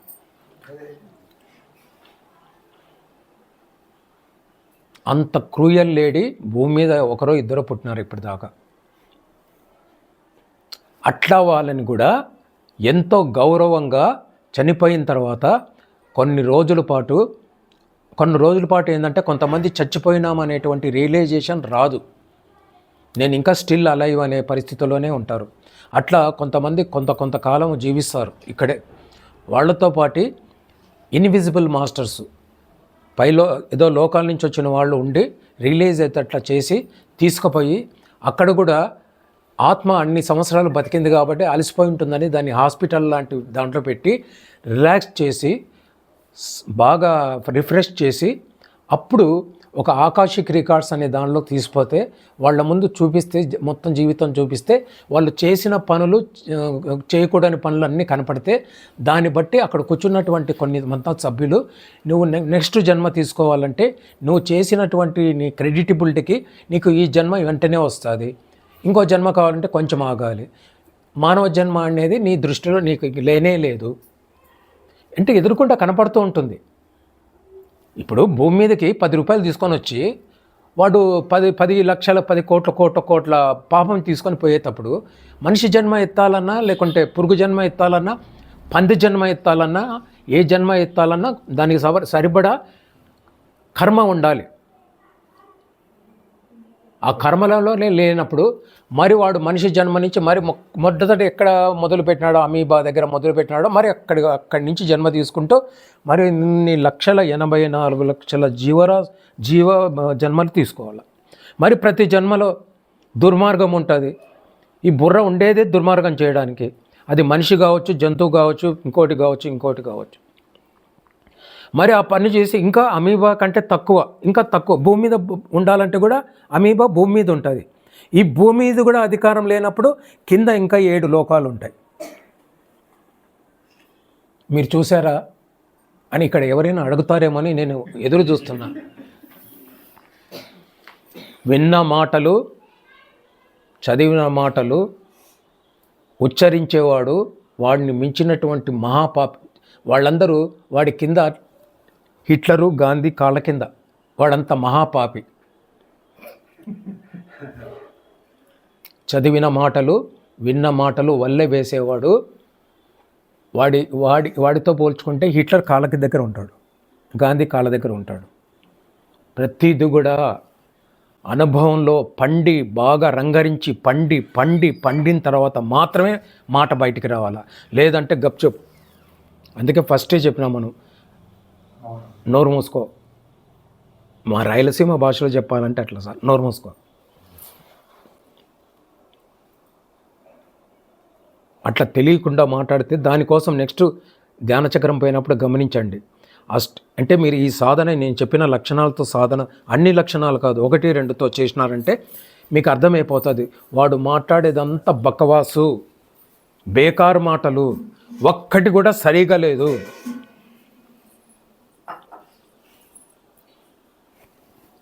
నువ్వు పుణ్యం మూట కట్టుకోరా అని చెప్పేసి, థ్యాంక్ యూ సార్, పుణ్యం మూట కట్టుకోరా అని చెప్పేసి నువ్వు ధ్యానజ్ఞానికి పుట్టి పత్రిసార్ దగ్గరకు వచ్చి ధ్యానచక్రానికి రారా, నీకు 3 పూటలు పెడతాము, మూడు పూటలు 3 రకాలు పెడతాము. సార్ మీరు భోజనం చేశారు అక్కడ, ఎట్లుంది సార్ భోజనము?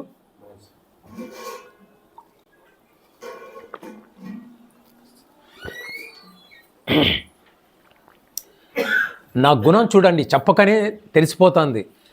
కర్తాలు పోయి ధ్యానం చేసినామా, యజ్ఞం చేసినా లేదు, భోజనం తిన్నామా లేదా, తర్వాత రిలాక్స్. మనకు తెలిసిన వాళ్ళు చాలామంది ఉంటారు మిత్రులు, వారి దగ్గర పోయి బాతా కానీ.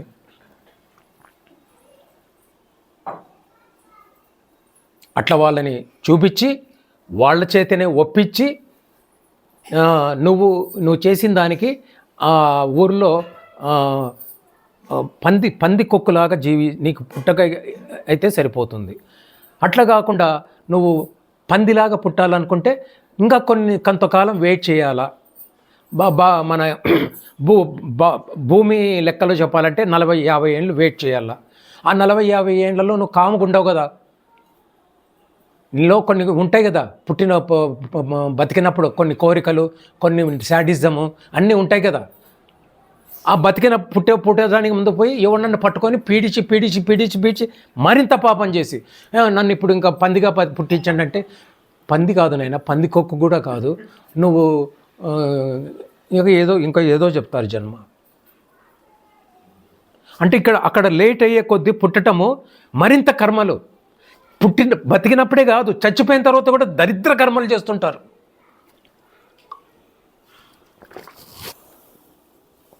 మీరు అడగాల, ఏం శర్మ నువ్వు చూసినావా అని. అట్లా అడుగుతారని ఏమన్నా చూస్తాను, ఎవరు అడిగరే?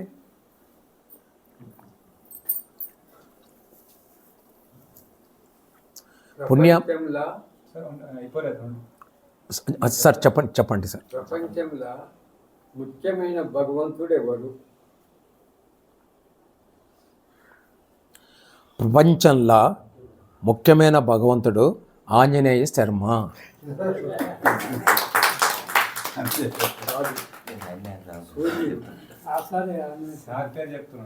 నీ పేరు నువ్వు తెలుసుకో.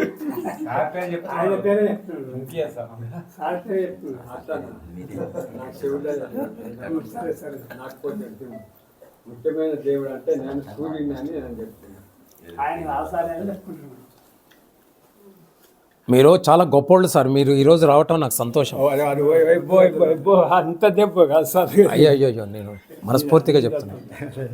అమ్మ నీళ్ళ మీద దృష్టి ఉంటుంది, నీళ్ళుంటే చాలు. అయ్యా మీరు అట్లా, ఈరోజు నేను 2గా లేను, ఒక్కడిగానే ఉన్నా. బహుశా సతీష్ సార్ గమనించుంటారు, ఇన్నిసార్లు మీటింగ్లలో ఇట్లా ఈ రకంగా ఒకటే మోనోపలిగా ఎప్పుడైనా పోయినానా? ఆ రోజు అట్లే పోదామంటే సూర్యప్రకాష్ సారు వేసి అట్లా నడ్డి మీద వేసి మరీ చక్కగా చేశారు.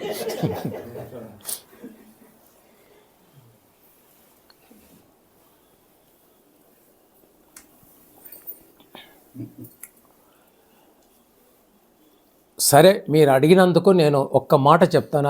అంటే నా బాధ ఏంటంటే అట్లా చెప్పుకుంటూ పోతే ఎంతమంది బాధితులు అవుతారో, కొంతమంది ఎంత ఇబ్బందిగా కూర్చుంటారో, కొంతమంది పాపం ఆవలిస్తుంటారు, అరే బోరు కొట్టిందిరా ఇంకా నువ్వు చాలిచ్చు అని కొన్ని సంకేతాలు పంపిస్తుంటారు.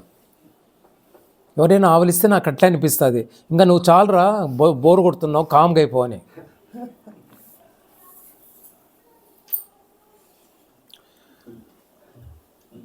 మన శరీరం అంటే ఈ శరీరం కాదు, ఇలాంటిదే ఇంకోటి ఉంది. ఇది అన్నం తినటం ద్వారా బతుకుతుంది కాబట్టి ఇది అన్నమయ కోశం అన్నారు. ప్రాణం వల్ల బతుకుతుంటుంది కాబట్టి దాన్ని ప్రాణమయ కోశం అంటారు. అంటే దీనికి ఆనుకొని ఇంకొక శరీరం ఉంది. సూక్ష్మ శరీరం ఇంకా వెనక దానికంటే ముందు మరి నువ్వేమైనా చూసినావా శర్మ అని మీరు అడగరు. ఏం చేయమంటారు? దాంట్లో 72,000 నాడులు ఉంటాయి. ఆ 72,000 నాడుల్ని జ్ఞాన నాడులు అని చెప్పి పిలుస్తారు. ఆ మధ్యలో పత్రి సారు 72 కాదు 2,72,000 నాడులు ఉన్నాయంటే మరి తిప్పుకుంటే 2 లక్షలు. ఒకసారి సార్ దగ్గర పోయి కూర్చుంటే ఆగకుండా అర్ధగంట సేపు నవ్వినాడు సారు. నిజం సార్, 30 ఏళ్ల నుంచి నేను సాధన చేపిస్తూ చెప్పిన వాటి అన్నీ మీరు వెరిఫై చేసుకోండి అని చెప్పి 30 ఏళ్ళ తర్వాత నేను 72 కాదు 2 లక్షలు, 2 లక్షలు కాదు 10 లక్షలు అంటే అదేదో అది గుంపులో గోవిందలాగా అయిపోతుంది. ఏమయ్యా ఈ పరిస్థితి అని.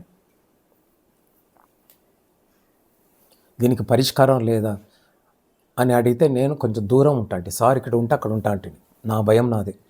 నేను అనుకుంటా అంటే మీరు ఇట్లనే నవ్వుతూ ఉన్నాడు సార్, ఇదే పరిష్కారం అంటే. ఆయనతో నేను డైరెక్ట్గా నేను అనుకున్నా, అంతకు తప్ప పరిష్కారం లేదు, ఇది మారేది కాదు.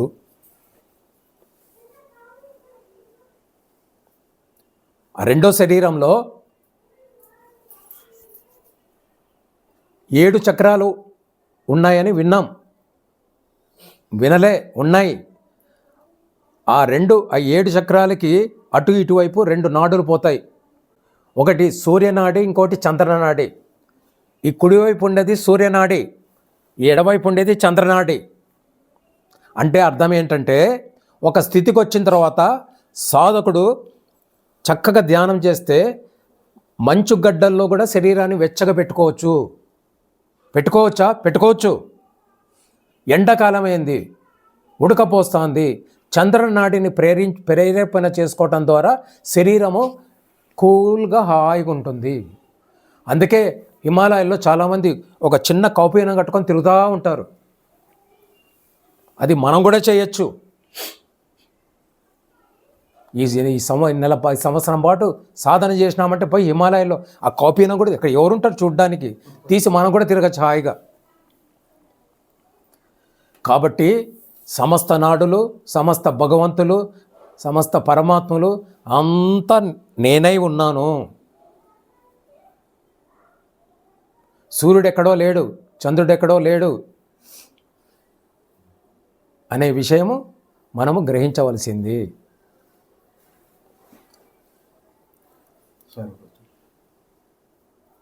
కాబట్టి 6 విషయాలు డిస్కషన్ రాకూడదు.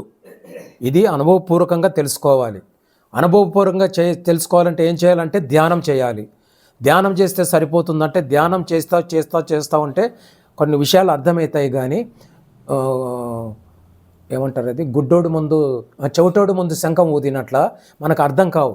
దాంతోపాటు నేను చెప్పిన లక్షణాలు 1, 2 తీసుకొని దత్తత తీసుకొని వాటితో పాటు మన జీవితం సాగిస్తూ ఈ సాధన చేస్తే అప్పుడు ఆత్మ అనేటువంటి పదార్థము మన అనుభవంలోకి వస్తుంది. దానికి జన్మలు అక్కర్లేదు. ఈరోజు ఎంత తారీఖు? 5వ తారీఖు డిసెంబర్ 31వ తారీఖు లోపల ఆత్మని చూసి విసుగొచ్చి ఇంకా పో అనే స్థితికి చేరుకుంటారు మీరు. సాక్షాత్కారం అంటే చూడటము, అంటే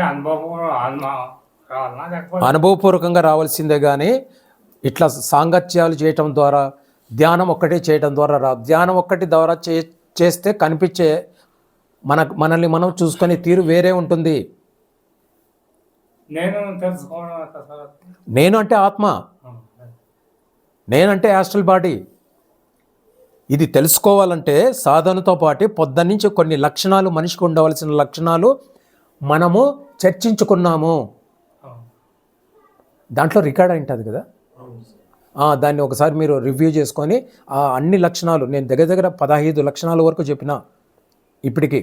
దాంట్లో ఒకటో రెండో ఒక్కొక్కటి తీసుకొని దాన్ని నిత్య జీవితంలో పెట్టి చేస్తే ఈ డిసెంబర్ 25, 2025కి నేను ఆత్మజ్ఞానం పొందినానని స్టేజ్ మీదకి వచ్చి గట్టిగా చెప్పగలిగినటువంటి ఎనర్జీ, గట్టితనము, నిర్ధారణ అన్నీ వచ్చేస్తాయి. దీంట్లో సందేహమే లేదు.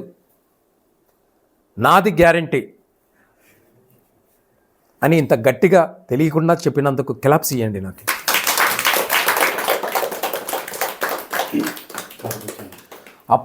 ఒక నిమిషం, అబద్ధాలు చెప్పే నా గొంతే ఇంత బాగుంటే నీ పేరేమంటే అడిగి చిన్న మాట్లాడు. ఎట్లుంది మైక్ అవసరం లేకుండా ఉందా లేదా నా గొంతు? నేను కూడా మొదట్లో ఇట్లే మాట్లాడుతా అంటేనే నా మొదటి రోజులు గుర్తొచ్చినాయి. మాట్లాడితే ఏమండి సార్ అని పిలిచేవాడు పత్రి సారు. అబ్బా ఏంటి నాకు ఇంత మర్యాద ఇస్తున్నాడు, మీరు బ్రాహ్మణులు మంచి జన్మ ఎత్తారు, అందులో వివాహం చేసుకున్నారు అని.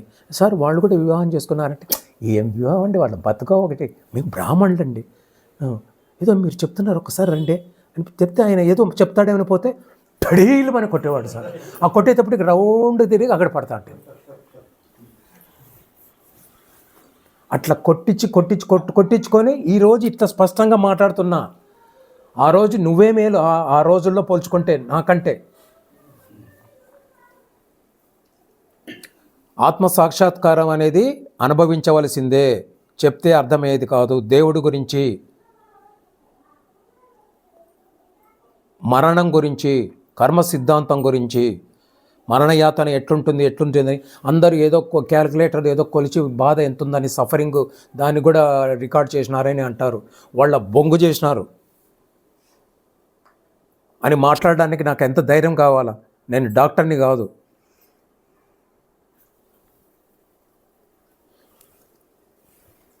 ఎప్పుడు ఇట్లా సీరియస్ కాకుండా కొంచెం హాస్యాస్పదమైన చిన్న జరిగిన సంఘటన చెప్పమంటారా? నా జీవితంలో జరిగిన సంఘటన. కర్నూలులో హరికుమార్ అని ఒక అబ్బాయి ఉండేవాడు సార్.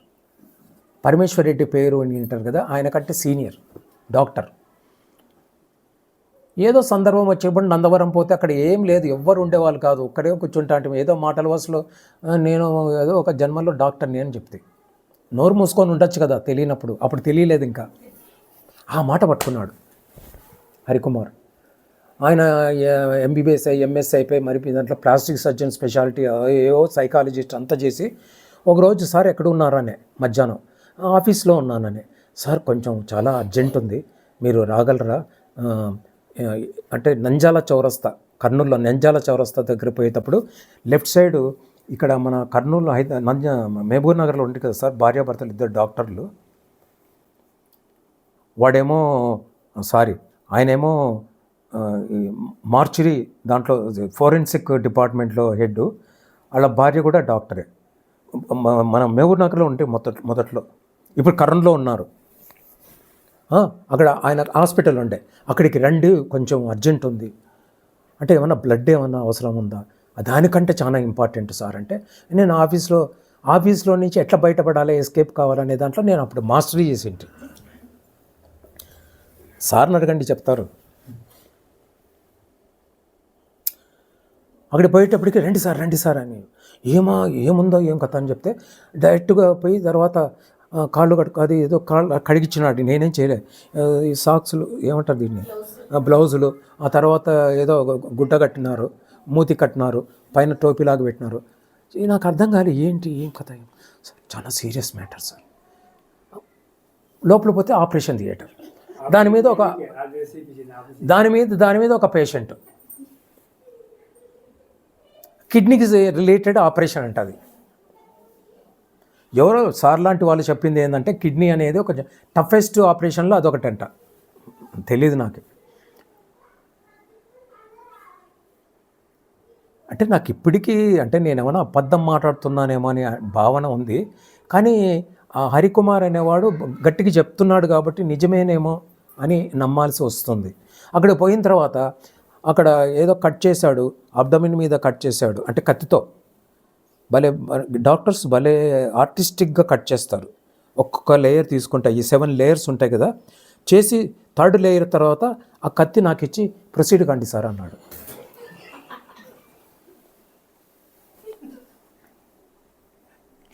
నేను చేసిన తప్పేంది, నోరుంది కదా అని చెప్పేసి, ఒక జన్మలో నేను పెద్ద డాక్టర్ని. ఏమి డాక్టర్ సార్? ఏ డాక్టర్ అని చెప్తా, మెదడు డాక్టర్, కంటి డాక్టర్, కార్డియా, ఏం తెలియదు, నోరుంది వాగేసిన. సీన్ కట్ చేస్తే కొంత సమయం తర్వాత బయట వచ్చి పడినా. సీన్ కట్ చేస్తే కొంత సమయానికి బయట వచ్చి పడినా, అంటే ఆ ఆపరేషన్ థియేటర్ నుంచి వచ్చి చేతులు కాళ్ళు అన్నీ టిటి వణుకుతున్నాయి. అక్కడ లోపల ఏం చేసినాను అనేది నాకు ఇప్పటికీ గుర్తులేదు. ఆ పిల్లోడి తల్లిదండ్రులు వాళ్ళందరూ వచ్చి నా కాలు మొక్కుతున్నారు, సార్ మీ వల్ల బతికినాడు సార్ అని.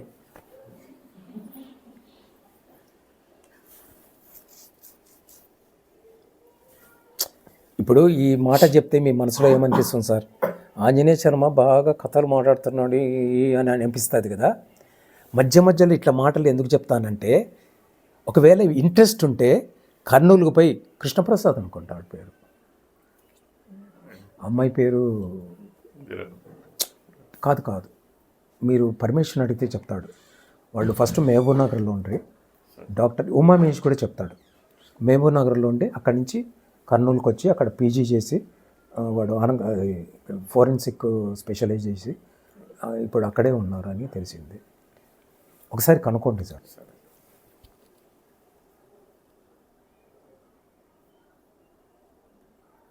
ఆ కృష్ణప్రసాద్ వచ్చి, ఏం సార్ అద్భుతం, మేము ఇన్నేళ్ళు చేస్తున్నాము, ఇంత క్లియర్ కట్గా ఏ ఇబ్బంది లేకుండా ఎట్ట చేశారు సార్, తక్కువ బ్లడ్ లాస్తో, దీనికోసమని 4-5 బాటిల్ తీసుకొచ్చినాము, ఒక్క బాటిల్తోనే అయిపోగొట్టినారు మీరు అంటే, నాకు వాళ్ళు ఏమైనా తిడుతున్నారా లేకుంటే ఏమన్నా లేచిపోయినాడా?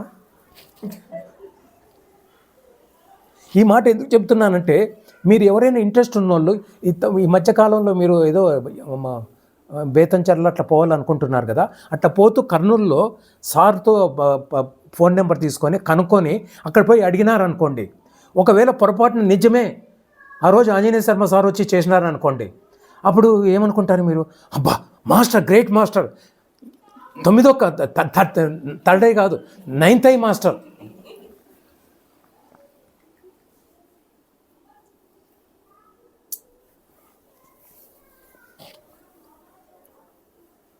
సబ్కా సుననా అప్నా కర్నా. ఇంకొక లక్షణం, మనిషికి ఉండాల్సిన లక్షణం, అందరూ చెప్పేది విను, నీ మనస్సుకు ఏమనిపిస్తుందో అదే చెయ్యి. ఇదే మాట బుద్ధుల వారు చెప్పారు, ఇదే మాట పత్రిసారు వారు చెప్పారు. నేను చెప్పినానని ఎప్పుడు నమ్మద్దండి. మీరు సాధన చేసి అనుభవం సంపాదించుకున్న తర్వాత నా మాట కరెక్ట్ అని చెప్పండి అని ఎప్పటి నుంచి చెప్తున్నాడో అప్పటి నుంచి విరుద్ధంగా చెప్పింది సార్ చెప్పినాడు పత్రిజీ అని చెప్పేసి ఆయన చెప్పిందంతా చేసుకుంటా పోయి దాంట్లో ఎంత సత్యాలో నిత్యాలు అదే మా సార్ అంటాడు. నేను ఒక 5 నిమిషాలు సాంబార్ చేయమంటాను, 100 మందికి చేస్తావా నువ్వు? చేయలేను. అట్లనే నీ ఇది కూడా చెప్తాను నేను, ఈ నెలలో చేయి, అది చేయని. నీ యొక్క కెపాసిటీ నువ్వు ఒకసారి బేరీ చేసుకొని మాట చెప్పడానికి ముందు, సార్ నా వల్ల కావటం లేదు, లేదంటే టైం కావాలా, లేకుంటే నాకు చేత కాదు అని చెప్పాలి కదా. మరి అదేం లేకుండా చేస్తాను, నువ్వు ఎట్లనే చేస్తాను సార్ అని ఎందుకు చేయలేదు అని ఎగ్జిబిషన్ గ్రౌండ్ కర్నూలులో ధ్యానగ్రహం జరిగే దగ్గర ఆ గ్రౌండ్ అంతా తిప్పి ఆ గ్రౌండ్ పెద్దగా ఉండేది, 15 కిలోమీటర్లు ఎకరాలు ఉండేది. తిప్పించి కట్టెతో కొట్టేవాడు నేను సారు.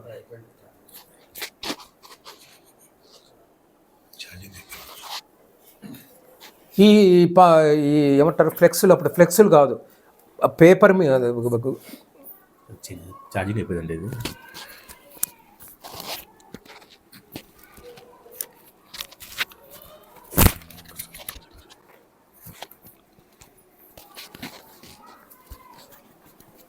రేపు అది అప్పుడు గుడ్డ మీద 3/9 4/12 అదే కదా సార్, గుర్తుంది కదా మీకు? మీరు మర్చిపోయిన విషయం కూడా గుర్తు చేస్తా ఈ సందర్భంగా. ఈరోజు వీరు ఇక్కడ నా పక్కన ఉండటం చాలా సంతోషదాయకమైన విషయం. ఆ ధ్యానగ్రహం గురించి ఒక మంచి మధుర స్మృతి గుర్తు చేసుకోవడానికి అవకాశం వచ్చింది. బహుశా సార్ మర్చిపోయి ఉండొచ్చు. కేఈ శ్రీనివాసమూర్తి తెలుసు కదా మీకు, మీరిద్దరు. రేపు మనము ఇవన్నీ కరెక్ట్ చేయాలయ్యా అంటే అక్కడ 150, 200, 300 అంత రాయాలన్నమాట. ఒక మనిషి ఆర్టిస్ట్ వచ్చి రాయాలి. అదే మనం చూస్తాం కదా ఫ్లెక్స్లో, అందరికీ ఆత్మీయ ఆహ్వానము, లేకుంటే పత్రిసార్ కొటేషను, కుర్చిరీఫ్ కొటేషన్, రంభా కొటేషన్, అట్లా సేత్ కొటేషన్ చూస్తాం కదా. రేపుకంతా కావాలయ్యా అంటే మనం ఏమనుకుంటామంటే సారు హైదరాబాద్లో ఎక్కడో ఉన్నాడు, బెంగళూరులో ఉన్నాడు, వచ్చేటప్పుడు చేసుకోవచ్చులే అని చెప్పి కూర్చొని ఉంటాం అనుకో. కానీ మనకంటే సీనియర్లు ఏం చేస్తారంటే, అరే నా కొడక ఇప్పుడే చేయాలరా, రాత్రిపూట ఎవరు చూస్తాడు, ఇక్కడ లైట్లు ఏమున్నాయి అని మనం అనుకుంటూ ఉంటాం. సరిగ్గా 1-2 గంటలకు దిగుతాడు సార్ గ్రౌండ్లోకి, ఎగ్జిబిషన్ గ్రౌండ్స్. మీరు కూడా ఉన్నారు అనుకుంటా బహుశా ఆ టైంలో. దిగి అన్ని బ్యానర్లు అన్నీ ఇప్పుడు వరుసగా ఇంకా ఆయన చూసేటప్పటికే ఇంకా అన్ని బ్యానర్లన్నీ ఇట్లా గ్రౌండ్ మీద పరిచేస్తాం రాసినేటివి. వచ్చి ఒక్కొక్క దాంట్లో 20-30 మిస్టేకులు. మరి ఆ మిస్టేకులు అయిన తర్వాత మరి 40 మిస్టేకులు. 40 మిస్టేకులు క్లియర్ చేసిన తర్వాత మరి 50 మిస్టేక్ దాంట్లోనే ఒక దాంట్లో. ఇప్పుడంటే ఫ్లెక్సులు వస్తున్నాయి, ఏదో జరిగిపోతున్నాయి. ఇప్పుడు ఈ మధ్య ఫ్లెక్సులు చూడాలంటే నాకు భయం. ఎందుకంటే ప్రతి దగ్గర నాకు 100 మిస్టేకులు కనపడతాయి. ఎందుకంటే ప్రూఫ్ రీడింగ్ డిపార్ట్మెంట్లో నన్ను కూడా ఉంచండి సార్. ప్రూఫ్ రీడింగ్ డిపార్ట్మెంట్ అంటే కరెక్షనే కదా సార్. జ్యోతి ప్రింటింగ్ ప్రెస్ అనేది ఒకటి ఉండేది కర్నూలులో. అక్కడ ఒక రెడ్డి గారు చేసేవారు. అప్పుడు ఎక్కువ లేవు, 1-2 ఉండేది. అక్కడ పోయి ఒక్క పేపరు ప్రూఫ్ రీడింగ్ చేయించడానికి 150-200 సార్లు తిరగాలి.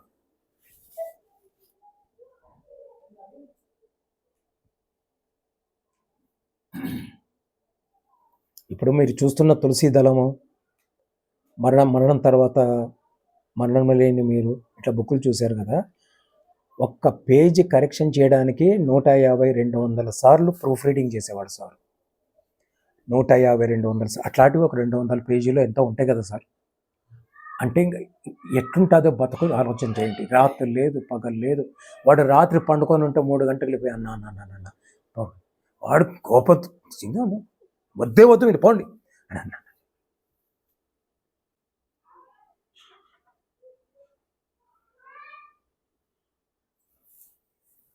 మీకులాగే ఇంకొక కుర్రోడు ఉండేవాడు, అంటే నా దోస్తు రమణ కడప. అది కొట్టండి, పిఎంసిలో నుంచి ఒక ఇంటర్వ్యూ వస్తుంది. రమణ తులసి దళం బుక్కు ప్రింటింగ్ చేయిస్తే డబ్బులు ఎక్కువైతాయని, అప్పటి రోజుల్లో డబ్బులు ఉండేది కాదు. వీడే రాయటము, సారు ప్రూఫ్ రీడింగ్ చేయటం, మరి దాన్ని రాయటం. అట్లా ఒక్కొక్క పేజీ ఒక్కోసారి 500 సార్లు కూడా వాడు ప్రూఫ్ రీడింగ్ చేయటం జరిగింది.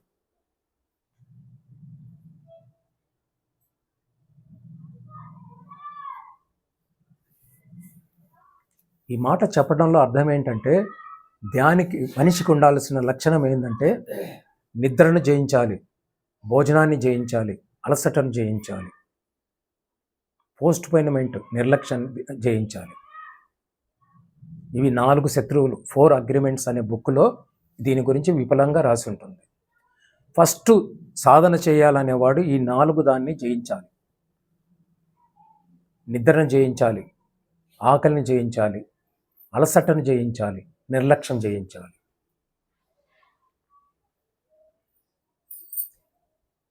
ఆత్మ సాక్షాత్కారానికంటే ముందు ఇవి లక్షణాలు మనము పునికి పుచ్చుకొని సాధనంగా విజృంభణ చేయాలి.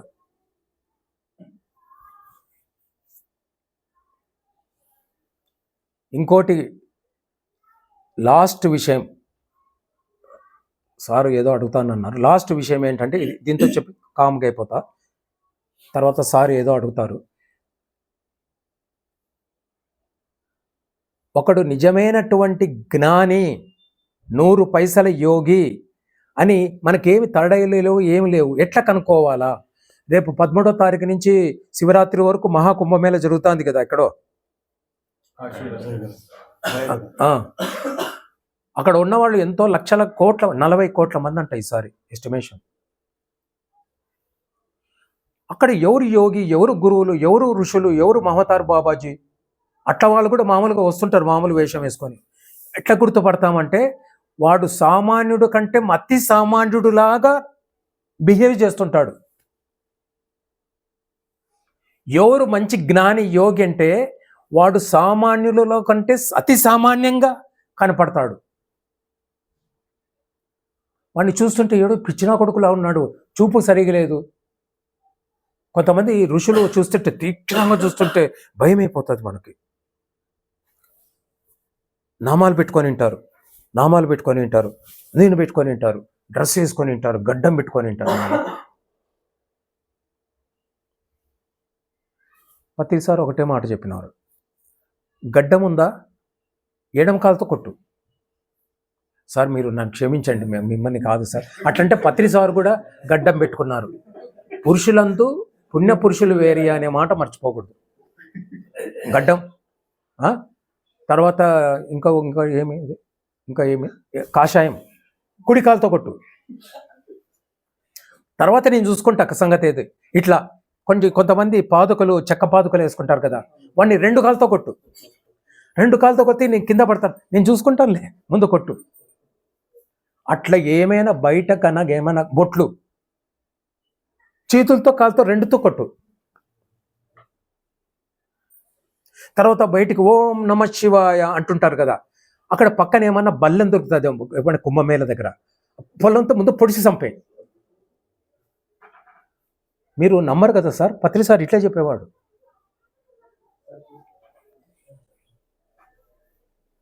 సార్కు తెలుసు. అంటే నిజమైన జ్ఞాని బయట ప్రపంచానికి చాలా చాలా చాలా సామాన్యుడిలాగా బిహేవ్ చేయాలి, సామాన్యుడిలాగా ప్రవర్తించాలి, సామాన్యుడిలాగా మాట్లాడాలి. అసలు వీడికి గుజ్జేమన్నా ఉందా అనే రకంగా ప్రవర్తించాలి. అంటే జ్ఞానం పెరిగే కొద్దీ భూమికి దగ్గర కావాలా, ఏమంటారు డౌన్ టు ఎర్త్ కావాలా అనేది పత్రిసారి యొక్క విషయం. ఈ ధ్యాన సాధన చేసేటప్పుడు కూడా ప్రతి ఒక్కరూ ఆ లక్షణం పునికి పుచ్చుకొని సాధన మొదలు పెట్టాలి, లేదంటే కంటిన్యూ చేయాలి. అంతేగాని ఏదో తెలుసు అని చెప్పి టగటగా మాట్లాడటం అనేది బంద్ చేయాలా. ఎవరిలాగా అంతకుముందు ఎంతెంత మాట్లాడినారో నాకు తెలియదు, కానీ సత్యం ఇది అని అర్థమైన తర్వాత అప్పటి నుంచి నేను 2-3 మాటలు ఏమన్నా విన్నానేమో ఈ 3-4 నెలల నుంచి. అస్సలు మాట లేకుండా మౌనంలోకి పోయి సాధన పట్ల దృష్టి పెట్టిన మహానుభావులు నా మనసుకు చాలా నచ్చిన వారు సూర్యప్రకాష్ సారు. వారికి మనం తప్పట్టు కొట్టడం తప్ప ఏం చేయలేం. వీరంటే ఏదో సాధన చేస్తున్నారు, అట్లా తయారైనారనే అనుకుంటే వీరికి మించిన ఇంకొకరు దొరికినారు నాకు. ఆయన ధ్యానం ఎప్పుడు చేస్తారో తెలియదు, ఏం చేస్తారో ఏం కథ తెలియదు, కానీ మాట్లాడు అంటే 100 మాటలకి ఒక మాట. ఇదో ఫస్ట్ సూత్రం. ఈ సూత్రంలో ఉన్నప్పుడు ఇంకా ధ్యానం అబ్బకి ఏం చేస్తుంది? వారి పేరే ధనుంజయ సారు, దానికి సమానంగా నీలయ్య సారు.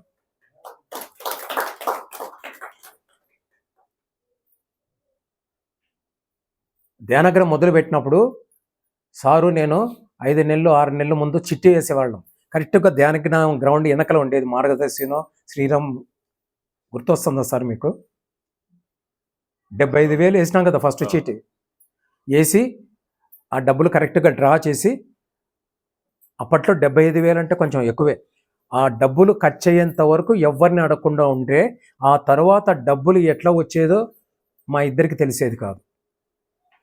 అట్లా ఒకసారి నేను బాగా శుభ్రంగా వాడేసుకుంటాను ములాజు లేకుండా. అట్లా బాగా నా చేత వాడించుకున్న వాళ్ళలో సార్ ఒకరు. తర్వాత కేఈ కదా శ్రీనివాసమూర్తి అని, ఆయన కూడా ఇంజనీర్ దాంట్లో కాల్లో ప్రిన్సిపల్ ప్రొఫెసరు. ఆయన చేత కూడా చిట్టీ లేపిచ్చేసేది, ఆ చిట్టి డబ్బులు తీసుకొచ్చేది 1 నెల రోజుల ముందే. అక్కడ ఖర్చు పెడతా ఉంటే జరిగే కొద్దీ డబ్బులు అట్లా వస్తానే, అప్పుడు డొనేషన్లు ఏం లేవు కదా sir, group work, no donation, మీ పర్సనల్ గ్రూప్ వర్క్. ఏదో ఇట్లా చేసేవాళ్ళం. డబ్బులు విరివిగా రావాలంటే సూత్రం ఇది. మన మెహబూబ్ నగర్లో కూడా ఏదో స్థలం దొరికింది, చాలా కార్యక్రమాలు చేయాలనుకున్న వాళ్ళకి నా యొక్క అభ్యర్థన, నా విన్నపము, నా ప్రార్థన ఏంటంటే, ఫస్ట్ మీ జోబులో నుంచి కొంచెం ఖర్చు పెట్టండి, కొంచెం ఏదైనా చూపించండి. ప్రపంచమంతా మీ దగ్గర మస్తు డబ్బులు ఇస్తుంది. ఉదాహరణకి పత్రి సారు ఆయన జీవించిన విధి విధానానికి, పత్రి సారు జీవించిన విధి విధానానికి ఇప్పుడు కడతాలు వచ్చేటప్పటికి, డిసెంబర్ వచ్చేటప్పటికి ఒక 10 బస్తాలు బియ్యం వస్తే ఎక్కువ అనుకున్న రోజుల నుంచి ఇప్పుడు లారీల కొద్ది బస్తాలు బియ్యము, కంది బ్యాడ్లు, నూనెలు. ఆ విషయం మీ అందరికీ తెలుసుంటుంది. ఆ స్టోర్ రూమ్లో పోయినామంటే ఎన్నేళ్ళు పడుతుంది అబ్బాయి ఇవన్నీ ఖర్చు కావడానికి అని అనిపిస్తుంది. మరి వచ్చే సంవత్సరం మరి వస్తూనే ఉంటాయి. అది సారు నేర్పించిన సూత్రం. ఆ సూత్రం పాటిస్తే ఎవరికైనా ఎంతైనా లభిస్తుంది. ఎందుకంటే దీంట్లో నా వ్యక్తిగతం అనేది లేదు, ఇది సంఘానికి ఏదో పనికొచ్చే రకంగా చేద్దామనేటువంటి ఒక మంచి ఆశయంతో కూడుకున్నటువంటి పని అని ఎవరైతే నమ్మి దిగుతారో వాళ్ళకు విజయమే విజయం. ఇంతటితో నా మాటలు ముగిస్తున్నా. అయ్యా ఏమో మీరు అడగబోయినారు. దాని గురించి 2 విషయాలు మీరు ఆల్రెడీ చెప్పారు. మనసు గురించి నేను అడిగేది, మనసు అంటే ఏమిటి, మనసు ఎలా పనిచేస్తుంది, దాన్ని ఎలా ఉపయోగించుకోవాలి. కానీ మనం ధ్యానంలో మనసును జీరో చేయండి, శూన్యం చేయండి అంటున్నారు. మనసు లేని స్థితి అంటారు. ఇదే జిల్లలముడి అమ్మగారేమో బ్రహ్మ విష్ణు మహేశ్వరు కంటే అతీతమైంది మనసు అది చెప్తారు. తర్వాత నక్షత్రమిత్రుల పుస్తకంలో కూడా సాధు సత్పురుషుల కృప ఉండని, నీ గురువు కృప ఉండని, నీ తల్లిదండ్రుల కృప ఉండని, కానీ నీ యొక్క మనసు కృప లేకపోతే నువ్వు చేసే పని అన్ని కూడా వేస్ట్ అని చెప్తుంది.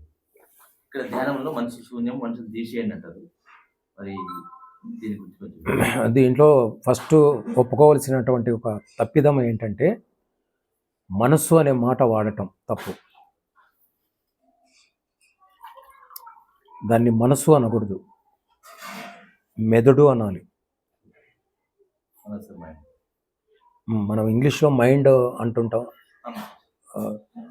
ఇంగ్లీష్లో తెలుగులో మైండ్ని బుర్ర అంటారా అంతే అంటుండొచ్చు. దానివల్ల కొంచెం కన్ఫ్యూజన్ అయింది, కానీ మనసు అనే పదం వాడకూడదు. అందుకే పతంజలి ఏం చేశారు, చిత్తము అన్నారు. ఆయన మనసు అనలే. మనసు, బుద్ధి, చిత్తము, అహంకారం, ఈ 4టికి ఒకటే, ఈ 4టికి అర్థాలు ఒకటే. కానీ ఆయన ఒడుపుగా మనస్సు అనుకోకుండా చిత్తము అన్నారు. చిత్తము అంటే ఇప్పుడు ఇక్కడ ఉంటుంది, నెక్స్ట్ మినిట్ ఎక్కడో ఉంటుంది. అంటే చంచలంగా ఉండేటువంటి మనసుని చిత్తము అంటారు. ఒక దశలో బుద్ధి అంటారు, ఒక దశలో అహంకారము అంటారు, ఒక దశలో మనస్సు అంటారు. కాబట్టి కమింగ్ టు ద పాయింట్, మనస్సు అంటే నిజమైన కరెక్ట్ అర్థం ఏంటంటే శుద్ధ చైతన్యము.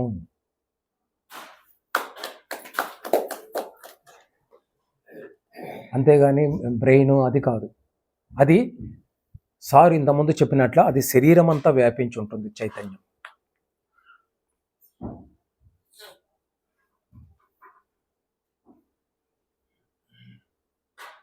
ఒక రకంగా చెప్తే, ఇంకొక రకంగా యాస్ట్రల్ ట్రావెల్ చేసేటప్పుడు మనకు వచ్చే అనుభవం ఎట్లుంటుందంటే, అది బొడ్డు నుంచి వస్తుంది. బొడ్డు నుంచి ఒక తీగ వస్తుంది, సిల్వర్ కార్డు. తర్వాత సూక్ష్మ శరీరం అనే నాకు తల వెనకల అటాచ్ అయి ఉంటుంది. మరి అక్కడ రూపం ఉంది కదా అంటే, ఆ శుద్ధ చైతన్యమే ఏకమై ఒక రూపం తీసుకుంటుంది. అది ఆల్మోస్ట్ మనలాగానే ఉంటుంది. అది అంటే అది కాదు, నేనే.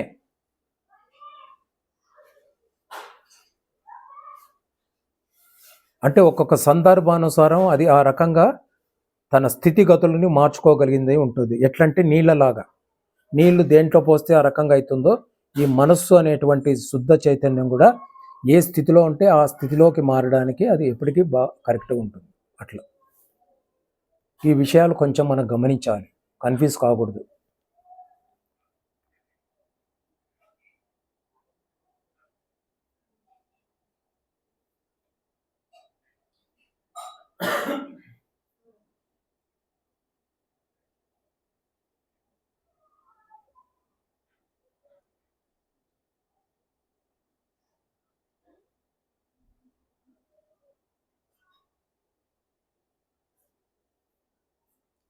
ప్రపంచం కల్లా పెద్ద సమస్య ఎవరు అంటే నేనే, అంటే ఎవరికి వాళ్ళు అనుకోవాల్సిన మాట.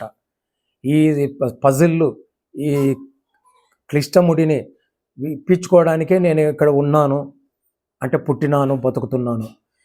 తప్ప ఇది ఇక్కడే పెట్టుకొని ఇంకా అందరూ ఇది ఏదో చిక్కముళ్ళు విడదీయడానికి, ఏదో చెప్పడం ద్వారా వాళ్ళకి ఏదో ఉపశమనం వచ్చేదానికి అట్లా చెప్పేంత టైం లేదు, అట్లా చెప్పడం అంత తప్పు ఇంకోటి లేదు.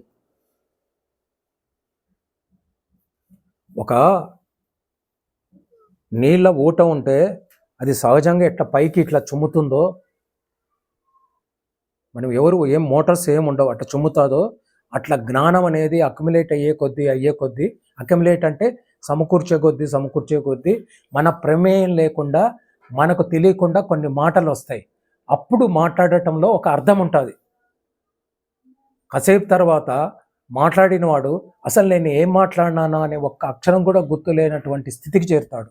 ఎందుకంటే మనోనాశనం జరిగిపోయి ఉంటుంది, మనసు ఉండదు.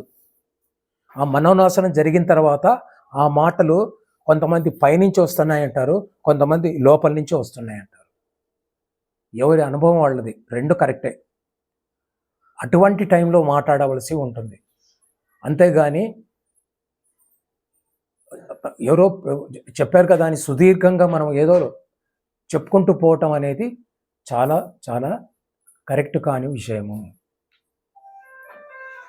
ఇప్పుడు నేను చెప్పిన విషయాలు గనక మీరు పునరచన చేసుకొని ఒక్కొక్క లక్షణం మీరు చేసుకొని సాధన చేసినారంటే తొందరలోనే మీలో ఇంతవరకు చేసిన ధ్యానం వేరు, ఆ ధ్యానం వేరే అయిపోతుంది, చాలా అభివృద్ధి అవుతుంది. దాంతోపాటు అదృష్టవశాత్తు పైన పిరమిడ్ ఒకటి కట్టించారు, తొందరలో దగ్గరలో ఇంకొక పిరమిడ్ కడతామని అన్నట్టు చెప్తున్నారు.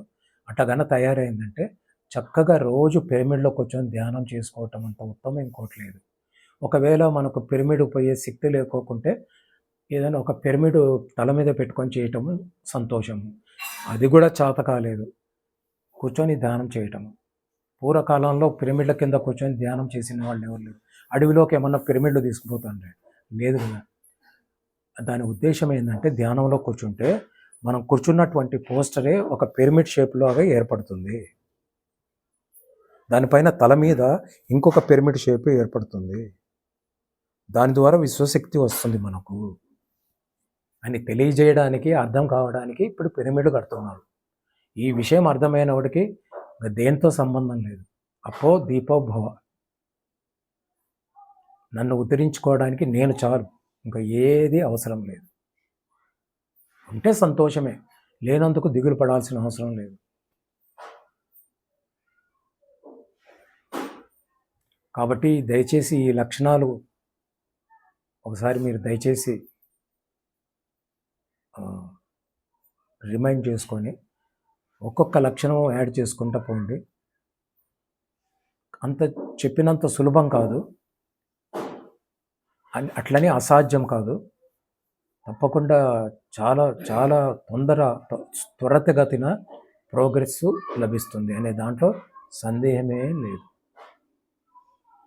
ఇన్నేళ్ళు ఒక రకంగా వస్తున్నాం, ఇప్పుడు ఈ సంవత్సరంలో అన్నా నాలో మార్పు రావాలి అని గట్టిగా కోరుకున్నవాడు ధ్యానమే శరణాగతి, ఇంకా అంతకు మించినటువంటి ఇంకా శరణం లేనే లేదు. ధ్యానమే శరణం గచ్చామి. ఈ ప్రపంచంలో అంతకంటే ముఖ్యమైనది, అంతకంటే విలువైంది, అంతకంటే అట్రాక్టివ్గా ఉండేది, అంతకంటే అందంగా ఉండేది, అంతకంటే అట్లా ఉండేది, అంతకంటే ఇట్లా ఉండేది ఇంకా వేరే లేదు కాక లేదు.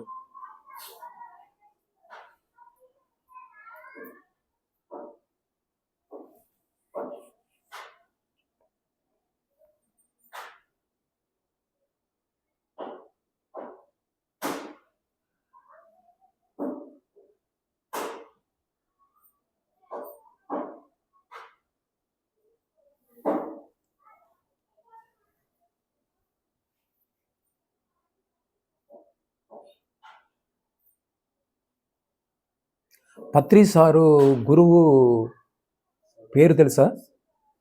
పత్రి సారు గురువు పేరు బోధన ఆ? బోధన గురువు పేరు సదానంద సదానందులు వారు అని అందరం అనుకుంటాం కదా. కాదు, పత్రి సారు గురువు వేరే. ఆయన ఇంకెప్పటికీ బతికి ఉన్నారు.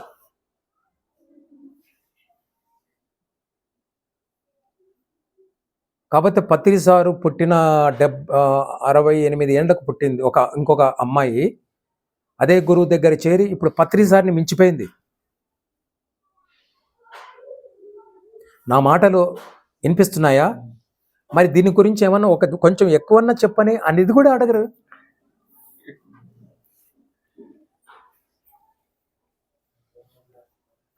పత్రి సారు గురువు విశాఖపట్నంలో ఉంటారు. ఎక్కడ ఉంటారు? విశాఖపట్నంలో ఉంటారు. వారిని చూస్తే ఒక 35 ఏళ్ళు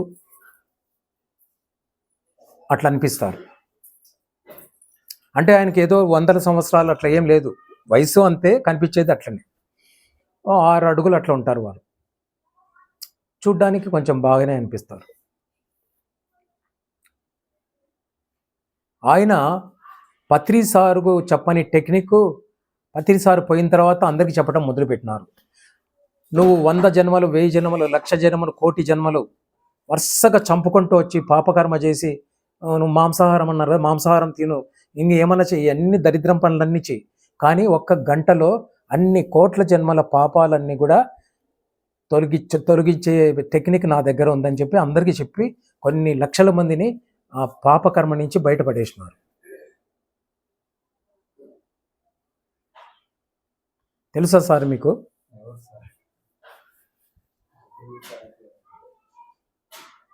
ఆ గురువు గారు పెట్టిన పేరేమంటే దానికి కర్మ విపాక ధ్యానం.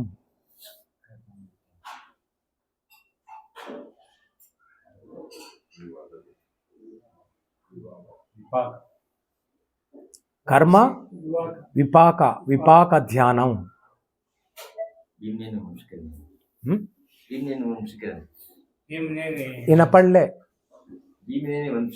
వినపడలే. అదే గురువు గారు ఇంకొక శిష్యురాల్ని తయారు చేశారు.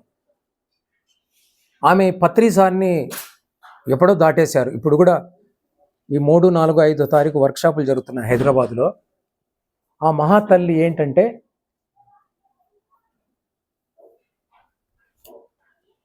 ఏమంటారు దీన్ని, చిటిక అంటారు కదా, చిటికేసి ఆంజనేయ స్వామి రా అంటే వచ్చి ఇట్లా కూర్చుంటాడు.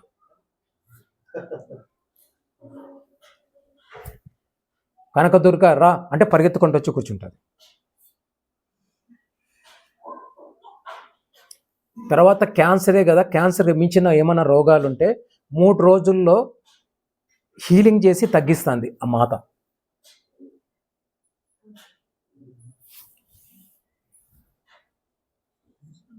దీనికి సంబంధించిన ధ్యానం ఇంకోటి ఇక్కడ ఎర్రగూడెం దగ్గర ఉండాలి సార్. ఎర్రగూడెం దగ్గర దీనికి సంబంధించిన శ్వాస మీద చేస్తారండి. గోరింక అనేది ఒకటి సమస్య ఉంటుంది, అది కూడా దీనికి సంబంధించిందే ఉంటుంది. ఏమో తెలియదు. శ్వాస మీద ధ్యాస చిటికేసి డాక్టర్లు అందరూ రేపు చచ్చిపోతాడు అంటే యముణ్ణి పిలిపించేసి ఆయనకు 100 ఏళ్ళు ఇప్పించేస్తుంది మాత.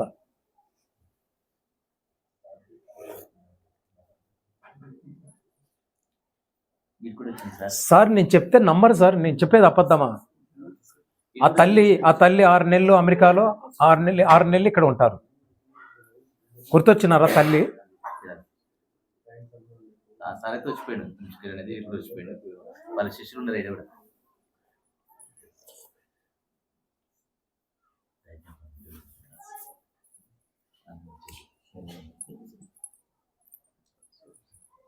యేసు రక్తము మనల్ని ప్రతి పాపము నుండి విముక్తుల్ని చేయను. టచ్.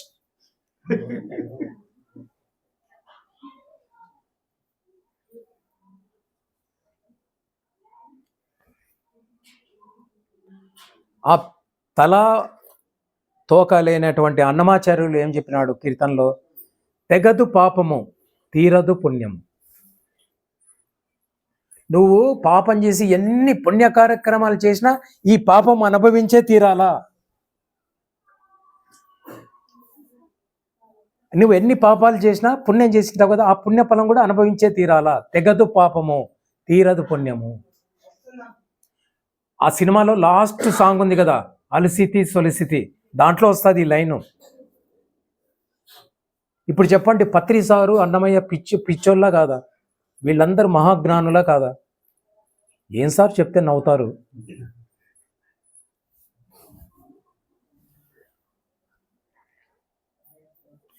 పత్రి సారు గురువు దగ్గరికి వచ్చే నెల ఫిబ్రవరి మార్చిలో పాదయాత్ర చేసుకుంటా ఒక 2000 నుంచి 10,000 మంది విశాఖపట్నం పోవాలని అనుకుంటున్నాం సార్.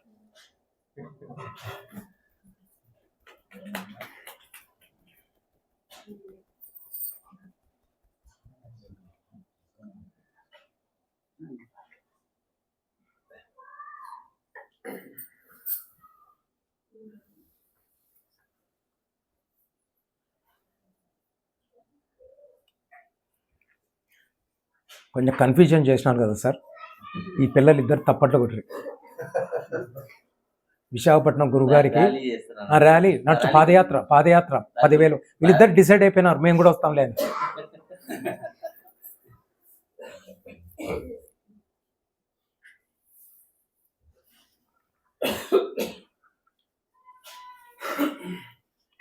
రెడ్డి గారు మరీ మౌనంలోకి వెళ్ళిపోయారు మీరు.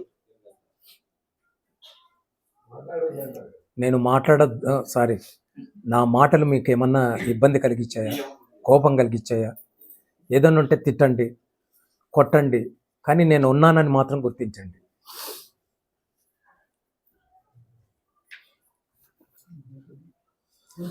అత్తారింటికి దారేది డైలాగ్.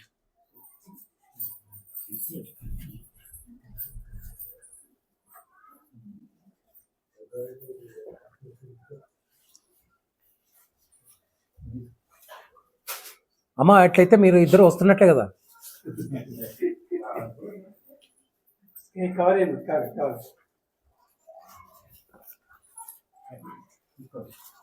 సరే కూర్చోండి. మరణం తర్వాత ఏమవుతుందని ఓషో ఆయన ఒక బుక్ ఉంది సార్. ఆ బుక్ కంప్లీట్గా ఒక వారం రోజుల్లో చదివినాను.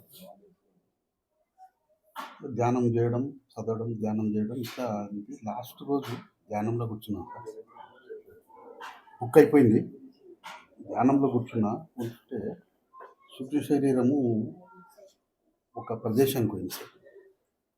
అక్కడ బాడీస్ ఎట్లున్నాయి సార్ అంటే మార్చురీలా బాడీలను పండబెట్టి వైట్ బట్టలు కప్పినట్ల అట్లా కనుచూపు మేర సార్. అంటే ఇంత అని కాకుండా మొత్తం సముద్రం అంతా కండబడుతుంది. అయితే దాంట్లో ఒక ఉదాహరణ కూడా ఇచ్చారు. ఏం సార్ అంటే, మనం ఒక ట్రెక్కింగ్ పోతాం సార్, నైట్ అవుట్ అయితే పోయిన వాళ్ళందరం ఒకతోటి పండుకుంటాం. సపోజు నాకే మేలుకొచ్చి ఇట్లా లేచి కూర్చుంటే నేను చూస్తుండే అందరినీ, ఆడ ప్రకాష్ సార్ పండుతున్నాడు, ఈడ పలానా సార్ వండిండు, ఈడ అది ఇదని నేను గుర్తిస్తున్నాను. కానీ మాటలు లేవు, ఏం లేదు, ఖాళీ గుర్తింపు మాత్రమే ఉంటుంది. అదే ప్రకారంగా మన తల్లి ఆత్మ కానీ తండ్రి ఆత్మ కానీ ఎప్పుడైనా సందర్భానుసారంగా తటస్థిస్తే ఖాళీ గుర్తించగలుగుతారు. నువ్వు ప్రేమతత్వం అంటే నువ్వు ఎప్పుడు ఏం కథ ఇలాంటి ఇక్కడ ఉన్నటువంటి ప్రేమ అనేది లేదు. కాకపోతే గుర్తిస్తాయి. ఓహో, నేను ఒక జన్మల ఈయనకు తండ్రి కానీ ఒక తల్లి కానీ ఇట్లా గుర్తింపు ఉంటుంది. కానీ అట్లా అది సీను చూస్తే అట్లా అది ఒకటి ఇచ్చింది. ఇది ఉదాహరణ ఇచ్చాడు సార్. సముద్రం అంటే నువ్వు ఎటు చూడు కనుసూపు మేర బాడీలో మార్చరీలా వైట్ బట్టల ఎట్లా వేసి పెడతారు అట్లా చూపి అట్లా వచ్చేసింది సార్.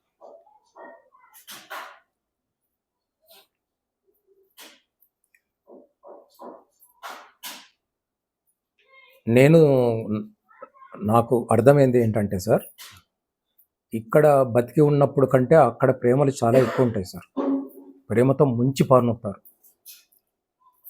ఇప్పుడు మీరు అమ్మ నాన్న గుర్తు చేశారు కదా, మనం గనక ఆ లోకానికి పోగలిగితే, అంటే సూక్ష్మ శరీరం పోయినామంటే వాళ్ళు చూపించే ఆప్యాయత, మనం ఎవరైతే చచ్చిపోయినామో అనుకున్నారో అందరు బంధువులు వాళ్ళు చూపించే ఆప్యాయతకు మరి తిరిగి రావడానికి ఇష్టపడం సార్. ఇప్పుడు మీరు మీరు చెప్తున్నది ఒక కోణం కరెక్ట్ 100%.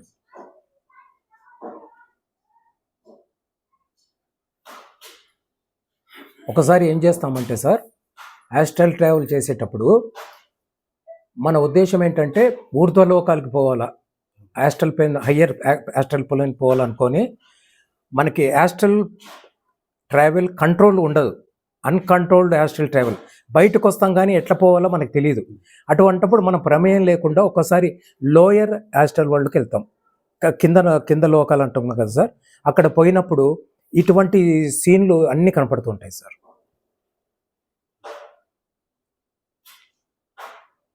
ఎందుకంటే ఆస్ట్రల్ ట్రావెల్ చేసే ప్రతి ఒక్కడు కూడా పైన పోవాలా కింద పోవాలా, అన్ని తిరిగి రావాలా.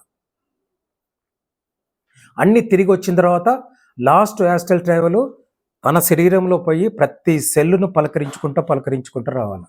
అప్పుడు ఆస్ట్రల్ ట్రావెల్ అనేటువంటి సబ్జెక్టు కంప్లీట్ అవుతుంది.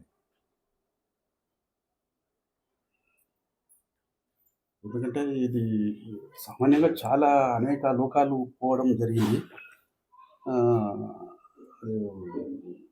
ఋషులు ఉండేది తపోలోకం, అక్కడ తపోలోకం కూడా సందర్శించడం, అక్కడ ఒక మునీశ్వరుడు ఆశ్రమంకి వెళ్ళొచ్చి స్వాగతం పలికి కూర్చునబెట్టి భోజనం చేయడం, పెట్టి చేపించడం, ఇట్లాంటివి. నేను తొలినాళ్ళల్లో ఇవేదో నార్మల్ ఇవన్నీ వచ్చిపోతున్నాయి కదా అని గుడ్డిగా అనుకున్నాను.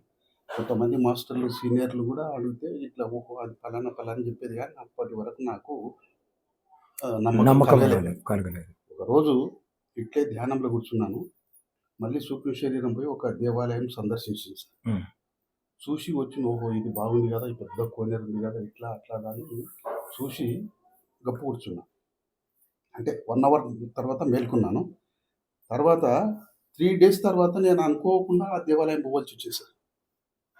అది ఎక్కడ సార్ అంటే ఇక్కడనే రామలింగేశ్వర స్వామి టెంపుల్ అని, కందూరు రామలింగేశ్వర నేషనల్ హైవే పక్కన ఉంటుంది. నేను ఆ చిన్ననాటి, నాకు ఇప్పుడు 69 సంవత్సరాలు, అంటే అప్పటికి 65 సంవత్సరాల నాడు కూడా నేను ఆ పేరు ఇన్ని అక్కడ ప్రసాదం పెడితే తిన్నాను, కానీ ఆ దేవాలయం సందర్శించిన దాఖలా లేవు నాకు. 3 days తర్వాత అక్కడ తిరునాళ్ళు జరుగుతున్నాయి. మా ఇంట్లో మా ఆమె ఇవాళ కందూరు రామస్వామి దేవాలయం ఉంది, అక్కడ తిరునాళ్ళు నడుస్తున్నాయి, పిల్లలకి ఈరోజు హాలిడే ఉంది, పోదాంపా అని తోలుకొని పోయింది. సరే అమ్మగారు సండే ఉంది, నేను కూడా అదని పోయినాను. పోతే అక్కడ పోయి చూస్తేనే నాకు మొత్తం 3 రోజుల కిందట నేను వస్తే కదా, నేను కూర్చున్న మెట్టు, నిలబడ్డ మెట్టు, పట్టుకున్న చెట్టు, ఆ శివలింగం,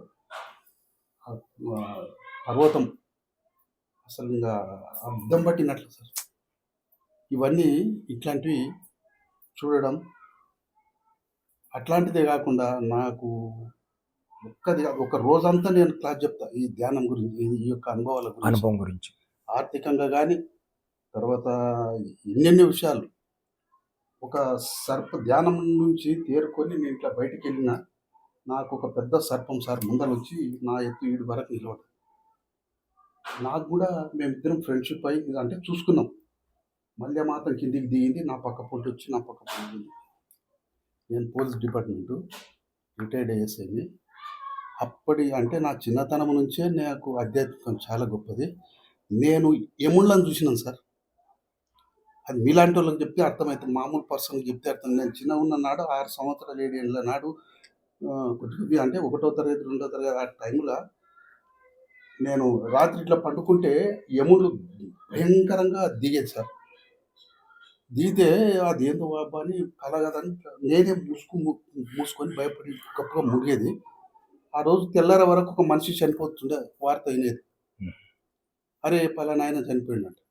అట్లా 1, 2, 3 సార్లు అట్లాగనే వచ్చేసింది సార్. ఇంకా నేను ఎవరికి చెప్పలేకపోయినా, నేను చిన్నోని చెప్తే నన్ను ఎవరు అడుగుతారు, నా కథ ఎవరు, ఇట్లాంటివి అది వచ్చేసింది. తర్వాత మన గురువు గారికి 1 గంటన్నర సేపు నేను ఒక్కని పాదసేవ చేసి నిద్ర పుచ్చిన అదృష్టం కలిగింది. ఆర్థికంగా సార్ ఒక వ్యక్తి మేము ఒకతోటి ల్యాండ్ తీసుకుంటే కొన్ని డబ్బులు ఇచ్చి సగం డబ్బులు మళ్ళీ నెలకు ఇస్తామని రాసిచ్చింది. నేను బిజీగా ఉండడం వల్ల 2, 3 రోజులు ఉందనక ధ్యాసకొచ్చింది. మరి ఎట్లా మాట పోతుంది కదా అదని అక్కడ వాళ్ళని వీళ్ళని 5, 6 మందిని అడిగినాను సార్. అడిగితే ఎవరు కాదనలే. అయ్యో నిన్ను అడగపోతే మొన్న అడగపోతే అంత తప్పుడు మాటలు వాళ్ళు తెప్పించే పనులైనయి. ఇక నాకు ఈ ధ్యానం మీద ఎంత పట్టు సార్ అంటే పట్టు పట్టరాదు, పట్టు విడవరాదు, పడి చచ్చటం మేలన్న స్థితిలో నేను ధ్యానం బ్రహ్మాండంగా ఆ ధ్యానంలో కూర్చొని నేనేదో నా తిక్క సంకల్పం చేసుకున్నాను. మాట పోయే పరిస్థితి మాస్టర్ ఎక్కడైనా మీరే సహాయ సహకారాలు అందించాలని ఏదో అనుకుంటుంటే రెండవ రోజు ఇక్కడ ఒక పిక్చర్ ఒక బొమ్మ పడుతుంది సార్. ఏం సార్ అదంటే ఎప్పుడు ఆ వ్యక్తి నాతో డబ్బులు తీసుకొని పోయేటువంటి వ్యక్తి నాకు ఈ పిక్చర్ నిలబడుతుంది. తేరుకున్నాక ఏందబ్బా ఇది ఉల్టైపోయా, సరే వచ్చన్నైతే వచ్చింది ఎందుకు అడగకూడదు అని నేను అప్పుడు కైనేసి మాట్లాడేది సార్. అప్పుడు మాట్లాడినాను, బావగారు కొంచెం డబ్బులు అవసరం ఉంది, ఎట్లన్నా చేసి నీతోటి లేవు కానీ ఎవరితోటైనా ఇప్పించే ప్రయత్నం చేయవా, 2 రోజులు ఉంది అది ఇది అని చెప్తే ఎవరెందుకయ్యా నాతోటే ఉండవు తీసుకోపోని, నీకెట్లకెళ్ళి వచ్చినవి ఎప్పుడు నువ్వు అది ఇది అంటే ఇంటి ముందర 2 పెద్ద కోడలు ఉండే కదా, అవి మొన్న దేవరకద్ర సంతలు అమ్ముకొచ్చిన ఆ డబ్బులు అట్లా 40,000 ఉండేది, నువ్వు 20,000 ఇంటి 40,000 ఉండే చూడాలి.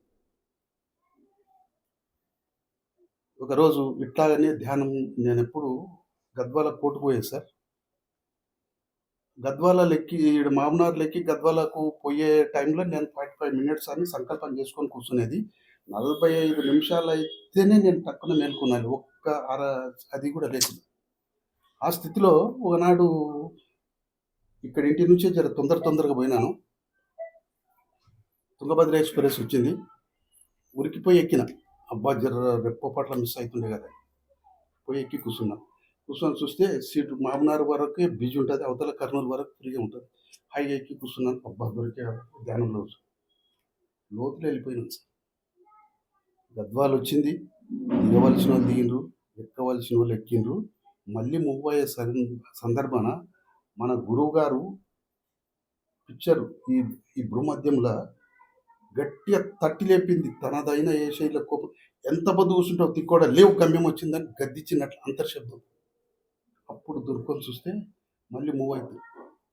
అమాతం కాలు ముందుకెట్టి ఫైల్లో పట్టుకొని దిగేసి అదే సందర్భంలో ఇంకొక ట్రైన్లని పోతున్నాను సార్. ఒకటి నాకు ట్రైన్ మిస్ అయిపోయింది, ఆర్డినరీ ట్రైన్ మిస్ అయిపోయింది. అప్పుడు జూరాల మీద ఇవన్నీ బస్సులు నడుస్తలేవు, ఇక్కడ గద్వాలకు వాళ్ళంటే ఆ ట్రైన్ మిస్ అయిపోయింది. మిస్ అయిపోతే నేను ఎక్కువ నా సర్వీస్ అంతా కోర్టు వర్క్ చేసాను. అక్కడ పోతే ఏం లేదు, మళ్ళీ నేను ఎట్లా మళ్ళీ మామూలు వాళ్ళే మళ్ళీ పోవటాలకు పరిస్థితి వచ్చింది. ఇలా నాకు వచ్చినాయి మేమో వస్తుంది పో, నాకు నా బతికేముంది అనుకొని ఘోరంగా అనుకొని టక్కున బస్ స్టాండ్లో పోయి నిలబడ్డాను సార్. దేవరకద్ర అని అక్కడ ఉంటే అక్కడ పోయి ఉంటే జీనుగురాలని ఒక బస్సు పేరు పెట్టుకుని అక్కడ పోయి టక్కున ఇది ఏడబోతుంది అంటే ఇట్లా అడ్డంగా కొత్త వరకు వస్తుంది అని చెప్పారు. సరేలే అట్లా పోయి అట్లనే పోదాం, ఇట్లా మామనార్ కంటే ఇబ్బంది అనుకొని దాంట్లో కూర్చున్నాను సార్. కూర్చున్నాక నేను చిన్నప్పుడే గజేంద్ర మోక్షం అని కథ చదివాను. రామాయణం మహాభారతం నేను 7వ తరగతి చదివే లోపల ఇవన్నీ చుట్టుముట్టించేసాను. ఆ గజేంద్ర మోక్షంలో దాన్ని ఏముస్తారంటే గజేంద్రుడు ముసలి పెట్టినప్పుడు ఊకే మొరపెట్టలేదు, తన శక్తి అంత అయిపోయిన తర్వాత భగవాన్ నీవు అనేటోడు ఉంటే నన్ను రక్షించు అని అక్కడ సెంటెన్స్ ఉంది. నా వల్ల అయిపోయింది, నా పరిస్థితి ఇలా లేదు, మీరే మాస్టర్లు ఉంటే నన్ను రక్షించాలి, ఇలా నా లేకపోతే నాది పెద్ద గండం ఉంది నాకు అదని నేను మనసులో అనుకొని ధ్యానంలో కూర్చున్నాను సార్. ఒక 6 కిలోమీటర్లు డోకూర్ అనే విలేజ్కి పోయింది. నేను ఇమ్మీడియట్లీ సముద్రంలోకి వెళ్ళిపోయింది. అక్కడ అంతర్శబ్దం ఏమొస్తుంది సార్ అంటే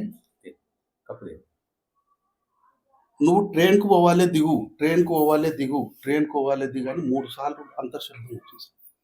అప్పుడు తెరుచుకొని దిగితే ఏందబ్బా ఎక్కడ కాకుండా అయితే ఈడ ఏమిటి సమస్య నాకు అర్థం కాకని మళ్ళీ కొంచెం రోడ్డు మీదకి నడుచుకుంటూ పోయినాను.